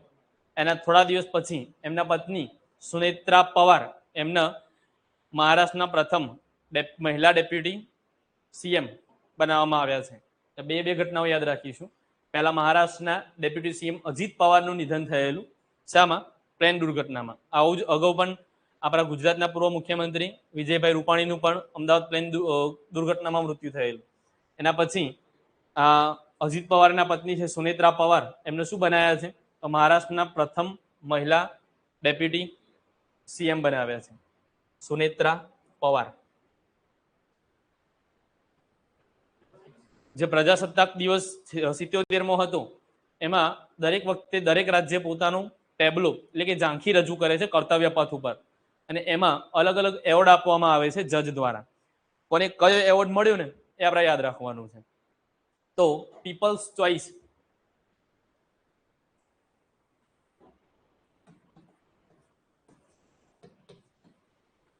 પીપલ્સ ચોઇસમાં કોને એવોર્ડ મળ્યો છે? ગુજરાતના ટેબ્લોને. અને દરેક વખતે પીપલ્સ ચોઇસમાં ગુજરાત જ હોય છે, કારણ કે આપણા બે મહાન નેતાઓ દિલ્હીમાં છે ગુજરાતના, એટલે બીજા કોઈને તો એવોર્ડ આપવા નહીં દે. ગઈ વખતે 2 શ્રેણીમાં ગુજરાત પહેલા નંબરે હતું, પણ આ વખતે જે જજો દ્વારા જે નિયુક્તિ મતલબ ચયન કરવામાં આવે પહેલો નંબર કોનો છે, એમાં મહારાષ્ટ્રનો પહેલો નંબર મળ્યો છે. અને એમનો ટેબ્લો કયો હતો? ગણેશોત્સવ આત્મનિર્ભરતાનું પ્રતીક. એટલે પ્રશ્ન પૂછાય કે 2026ના પ્રજાસત્તાક દિવસ પરેડમાં કયા રાજ્યનો ટેબ્લો અથવા ઝાંખી પ્રથમ નંબરે આવેલ છે? તો મહારાષ્ટ્ર. અને એવું ચોખવટ કરીને લખ્યું કે પીપલ્સ ચોઇસમાં કોણ પહેલું આવેલું છે? તો ગુજરાત. આ Maharashtra wins best tableau award at Republic Day parade. એમનું ટેબ્લો હતો ગણેશોત્સવ આત્મનિર્ભરતાનું પ્રતીક. તાજેતરમાં એક દેશે પોતાની 400 વર્ષ જૂની ટપાલ સેવા બંધ કરી. કોને? ડેનમાર્કે. ડેનમાર્ક દેશે પોતાની 400 વર્ષ જૂની ટપાલ સેવા શું કરી દીધી છે? બંધ કરી દીધી છે. અને ભારતમાં ટપાલ સેવાની શરૂઆત કોના સમયમાં થયેલી?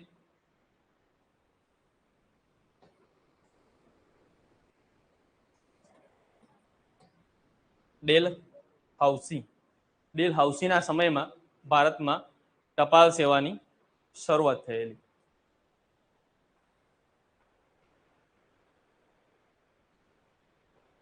ભારતની પ્રથમ બુલેટ ટ્રેન કયા બે શહેરો વચ્ચે દોડશે? મુંબઈ અમદાવાદ વચ્ચે દોડશે. અગાઉ આપણે હાઇડ્રોજન ટ્રેન જોઈ ગયા. કયા બે શહેરો વચ્ચે? જીંદ અને સોનીપત. કયા રાજ્યમાં? હરિયાણામાં. આ ભારતની પ્રથમ બુલેટ ટ્રેન છે જે 15 ઓગસ્ટ 2027 થી શરૂ થશે. કયા બે શહેરો વચ્ચે? મુંબઈ અને અમદાવાદ વચ્ચે શરૂ થશે. બાંગ્લાદેશના પ્રથમ જે મહિલા વડાપ્રધાન હતા ખાલિદા ઝિયા, એમનું મૃત્યુ થયું છે. ખાલી નામ યાદ રાખવાનું, એટલું બધું ઇમ્પોર્ટન્ટ નથી, પણ બાંગ્લાદેશમાં ક્રાઇસિસ ચાલુ હતા એટલે થોડુંક ખાલી નામ જોઈ લેવાનું. તો બાંગ્લાદેશના પ્રથમ મહિલા વડાપ્રધાન જેમનું મૃત્યુ થયું એમનું નામ શું છે? તો ખાલિદા ઝિયા. આ એક દવાનું સરકારે તાજેતરમાં પ્રતિબંધ મૂક્યો છે જેનું નામ છે નિમેસ્યુલાઇડ. પેન કિલર દવા હતી આ, પણ આડઅસરો એની ઘણી હોવાના કારણે સરકારે આ દવાને હમણાં તાજેતરમાં શું કર્યું છે? પ્રતિબંધિત કરી દીધી છે. નિમેસ્યુલાઇડ યાદ રાખીશું, એક દવા 100 mg થી વધારે છે એ ઇમિડિયેટ ઇફેક્ટ કરે છે, માટે એને શું કરી છે? બેન કરી દીધી. જો ત્રીજી ટ્રેન આવી ગઈ, વંદે ભારત સ્લીપર ટ્રેન કયા બે શહેરો વચ્ચે દોડશે? કોલકાતા અને ગુવાહાટી. કોલકાતા અને ગુવાહાટી વચ્ચે દોડશે. 3 ટ્રેનો થઈ ગઈ આપણી. પહેલી હાઇડ્રોજન ટ્રેન જીંદ સોનીપત હરિયાણા, પછી Vande Bharat bullet train Mumbai Ahmedabad 15 August 2027 થી, અને આ વંદે ભારત સ્લીપર ટ્રેન કોલકાતા અને ગુવાહાટી વચ્ચે.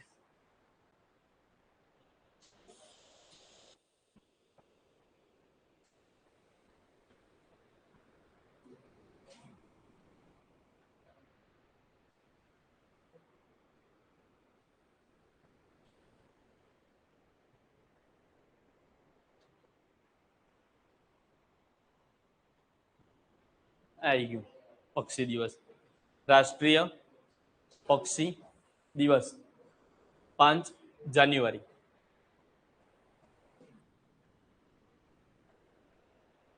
હવે પેલા બધા તમને દિવસો યાદ રહી ગયેલા હોવા જોઈએ. હવે હું નહીં બોલું, ખાલી દિવસ જ બોલીશ. 1 જાન્યુઆરી, 4 જાન્યુઆરી, 5 જાન્યુઆરી, 10 જાન્યુઆરી, 14 સપ્ટેમ્બર, 25 જાન્યુઆરી, ફરીથી 25 જાન્યુઆરી, પ્રવાસન દિવસ 26મી જાન્યુઆરી, 28 જાન્યુઆરી, માહિતી ગોપનીયતા દિવસ ડેટા પ્રાઇવસી ડે 30 જાન્યુઆરી. નહીં આવ્યો, એ નહીં આવ્યો. નહીં આવ્યો એટલે ના આવડે, આવ્યો હોય તો જ આવડે. ગાંધીજીનો નિર્વાણ દિવસ, જે શહીદ દિવસ તરીકે ઉજવીએ છીએ. આ એક ઘટના યાદ રાખવાની છે.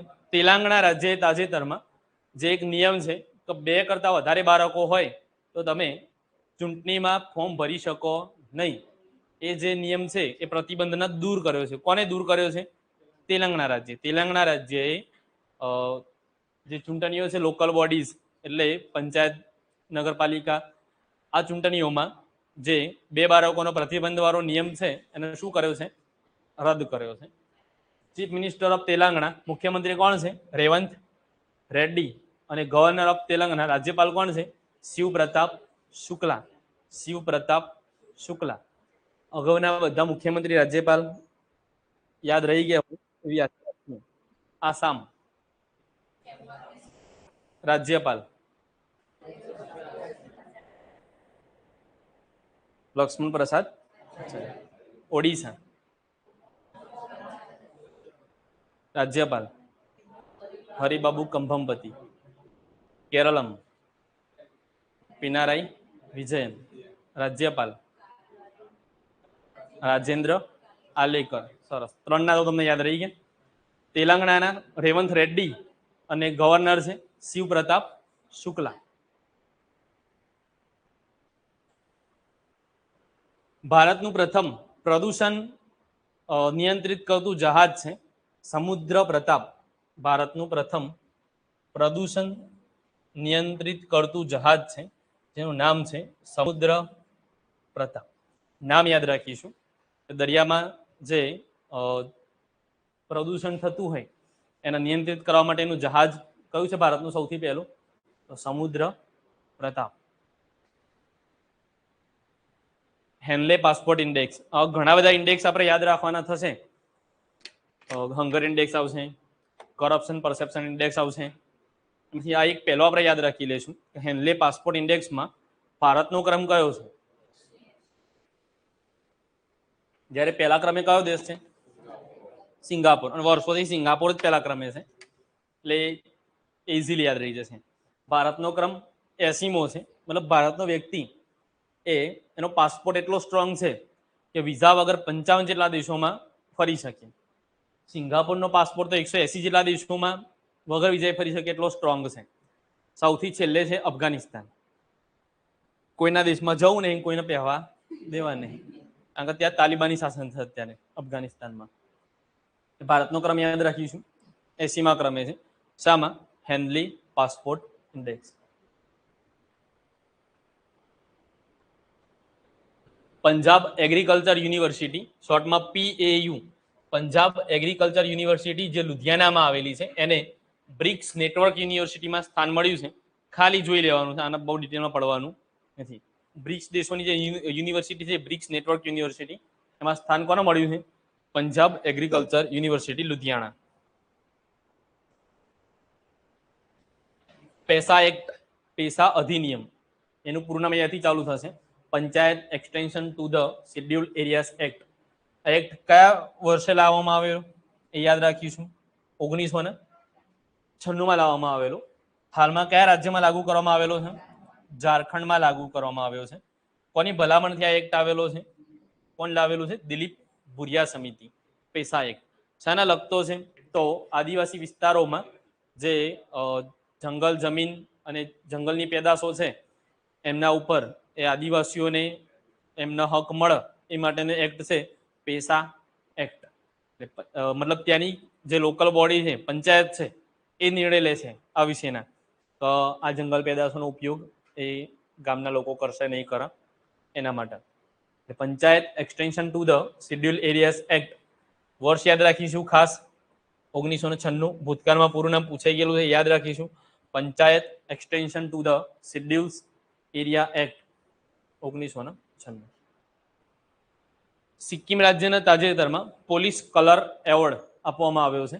મતલબ જે રાજ્યનું કામ સારું હોય એવા રાજ્યોને રાષ્ટ્રપતિ દ્વારા પોલીસ કલર એવોર્ડ આપવામાં આવે છે.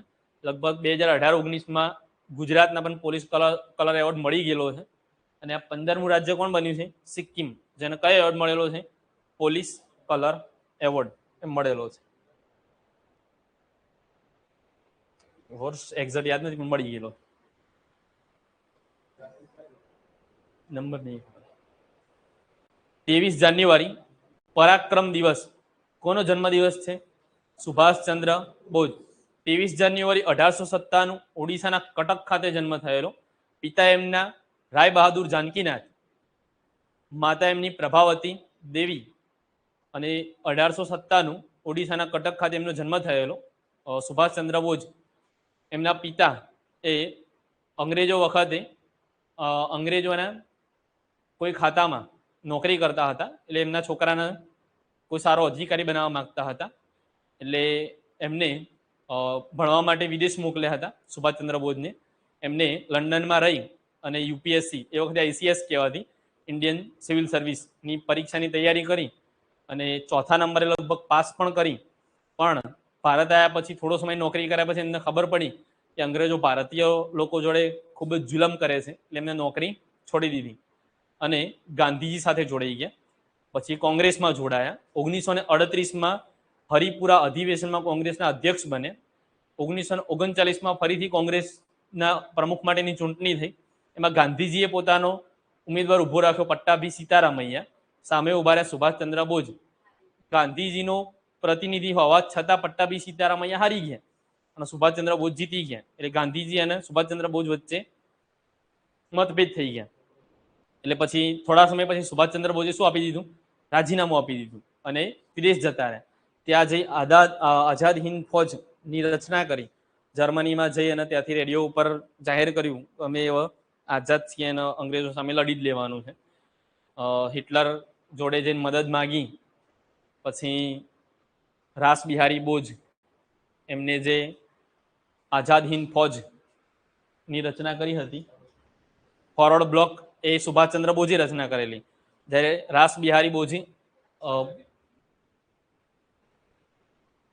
આઝાદ હિંદ ફૌજની રચના કરેલી. એનું નવીનીકરણ કોને કરેલું? તો સુભાષચંદ્ર બોઝે. રચેલી આખી એમને નહીં. એમાં 4 અલગ અલગ પ્રકારની બ્રિગેડ બનાવી, Nehru brigade, Gandhi brigade, Subhash brigade અને રાણી લક્ષ્મીબાઈના નામ પરથી એક બ્રિગેડ હતી. આવી 4 કંઈક બ્રિગેડો બનાવેલી. પછી ભારત સામે યુદ્ધની તૈયારી કરીને પોતાની એક સમાંતર સરકાર જાહેર કરી દીધેલી. એના પોતે શું બનેલા? વડાપ્રધાન બનેલા, યુદ્ધ મંત્રી બનેલા, ગૃહમંત્રી બનેલા. એવું કહેવાય છે કે ત્યાં જ કોઈ પ્લેન દુર્ઘટનામાં સુભાષચંદ્ર બોઝનું નિધન થયેલું. અને બીજી એક એવી પણ કહાની છે કે સુભાષચંદ્ર બોઝ એ છુપાવે છે ઘણા વર્ષો સુધી પછી જીવેલા આઝાદી વખતે પણ એવા હકીકત છે કોઈને ખબર નથી. એટલે આપણે આટલું યાદ એમની વિશે રાખવાનું. 23 જાન્યુઆરી 1897 ઓડિશાના કટક ખાતે જન્મ થયેલો. એમનો જન્મદિવસ પરાક્રમ દિવસ તરીકે આપણે ઉજવીએ છીએ. પિતા એમના રાય બહાદુર જાનકીનાથ, માતા પ્રભાવતી દેવી. 1938નું હરિપુરા અધિવેશનમાં અધ્યક્ષતા કરેલી કોંગ્રેસની. 1939 ત્રિપુરી ખાતેનું અધિવેશન હતું. એમાં ગાંધીજીના પ્રતિનિધિ હતા પટ્ટાભી સીતારામૈયા, એમને હરાવ્યા હતા. અને ત્રિપુરી ક્યાં આવેલું છે? ત્રિપુરામાં જ આવેલું હોય ને? મધ્યપ્રદેશમાં. ક્યાં આવેલું છે? મધ્યપ્રદેશમાં. એટલે 23 જાન્યુઆરી એ પરાક્રમ દિવસ યાદ રાખીશું. આ તમને યાદ રહી જ જવું જોઈએ. ફરીથી આ સ્લાઇડ મતલબ ઘરે જઈને જોતા હોય અથવા તો વાંચતા હોય ત્યારે મેં એક શબ્દ વાંચવાનું નહીં. 23 જાન્યુઆરી આવે ને એટલે એની આખું ફ્લેશબેક તમને યાદ આવી જવું જોઈએ. મેં કોઈ જગ્યાએ વાંચ્યું નહીં, સવારે ભણાવીએ જ. સવારે ભણીને આ પરથી જ આ બોલું છું જોયા વગર. એવું નહીં કહું 4-5 દિવસથી વાંચતો હતો તૈયાર કરીને આવીએ. હજુ બીજા બધા તો ચલાવવાનું બાકી જ છે. ખાલી એક અમદાવાદ જ ચલાવ્યું છે. બાકી કોઈ જગ્યાએ ચલાવીને એ અઠવાડિયા પહેલા ચલાવી દીધું. અને એમાં અડધું જ ચલાવ્યું, આટલા સુધી પહોંચ્યો નહોતું. ત્યાં તો અડધે સુધી ત્યાં લખાવાનું બધું કમ્પ્લીટ હોય એટલે આટલા સુધી જ નહોતો પહોંચી રહ્યો. ત્યાં સવારે ભણાવીએ જ, એના પછી જોયું નહીં. પણ એક વખત કમ્પ્લીટ જોઈ લો, યાદ રહી જાય. હા, બનાવ પીપીટી આખી જાતે જ, એટલે એ વખતે વધારે કોન્સન્ટ્રેશન હોય. લખવા બખવાનું બધું જાતે જ. બીજા કોઈની પીપીટી બનાવેલી ભણાવી ગમે જ નહીં. એટલે અને સૌથી વધારે લેક્ચર બનાવવાની મહેનત કોઈમાં પડે ને તો કરંટ અફેર્સમાં. દરેક વખતે નવું જ બનાવવાનું. બંધારણ હોય કે રિઝનિંગ હોય કે બીજું કોઈ બી વિષય હોય, એ ફિક્સ થઈ ગયું. એક વખત બનાવી દીધું એટલે આખી જિંદગી ભણાય જ કરવાનું તમારે. આમાં દરેક વખતે નવું બનાવવું પડે. અને એટલે આ વિષય કોઈ લેતું જ નહીં. મેં આ વખતે ના જ પાડી દીધી કે બીજા કોઈ બી વિષયમાં ના લો. રિઝનિંગ એવું ભણાવું છું, બંધારણ એવું ભણાવું છું, સાયન્સ એવું ભણાવું છું, અને કરંટ ના છો મહેરબાની કરે. કોઈ લે તો ને. છેવટે મેં સાયન્સ માટે નક્કી કર્યું તો હું સાયન્સ ભણાવી દઈશ. તો નક્કી કર્યું સાયન્સ માટે, પછી છેલ્લે ફોન આવીને કરંટ તો કરેલું જ પડશે. કોઈ નહીં. પછી મારું લેપટોપ બગડ્યું તો બીજાનું લેપટોપ લઈને મારે જાતે પીપીટી બનાવવી પડી. અને હવે પૂરું કરી લેવું પડશે વિષય. બાકી આ દરેક વખતે નવી લોથ કરવી પડે છે. અને એક પીપીટી બનાવતા 6-8 કલાક તો આરામથી જતા રહે. બધા ફોટા સેટ કરવાના, લખાણ સેટ કરવાનું, આગું પાછું થઈ જાય તો લોચા પાછા બધા. ફોન્ટ બદલાઈ જાય તો એના દેખાય. એક દિવસ એવું થયું કે બીજા કમ્પ્યુટરમાં બનાવેલું અને ત્યાં જઈને ચાલુ કરીને તો ફોન્ટ જ બધા બદલાઈ ગયેલા. ચાઇનીઝ લેંગ્વેજ થઈ ગયેલી બધી, ખબર જ ના પડે. તો આખો દિવસ એ મતલબ એ લેક્ચર કેન્સલ કરવું પડ્યું. પછી બીજો કોઈ વિષય તો મોઢે ભણાવી દે. કરંટ અફેરમાં હું મોઢે ભણાવે. અને આવું થોડું ઘણું કમ્પ્લીટ થઈ ગયેલું હોય તો પોઈન્ટ જોઈને ભણાવી દે. નવી હોય તો જોઈ જ રહેવું પડે પછી અંદર જ.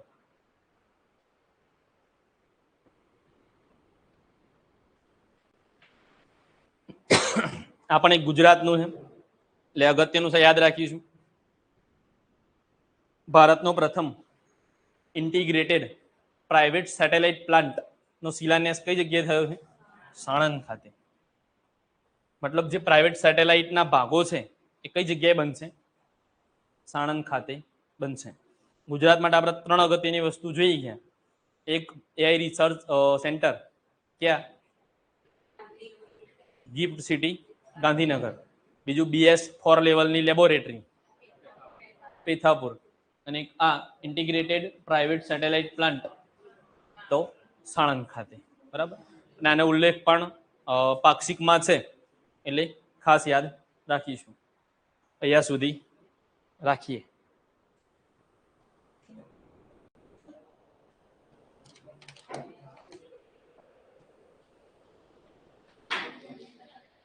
2 કલાક થઈ ગઈ.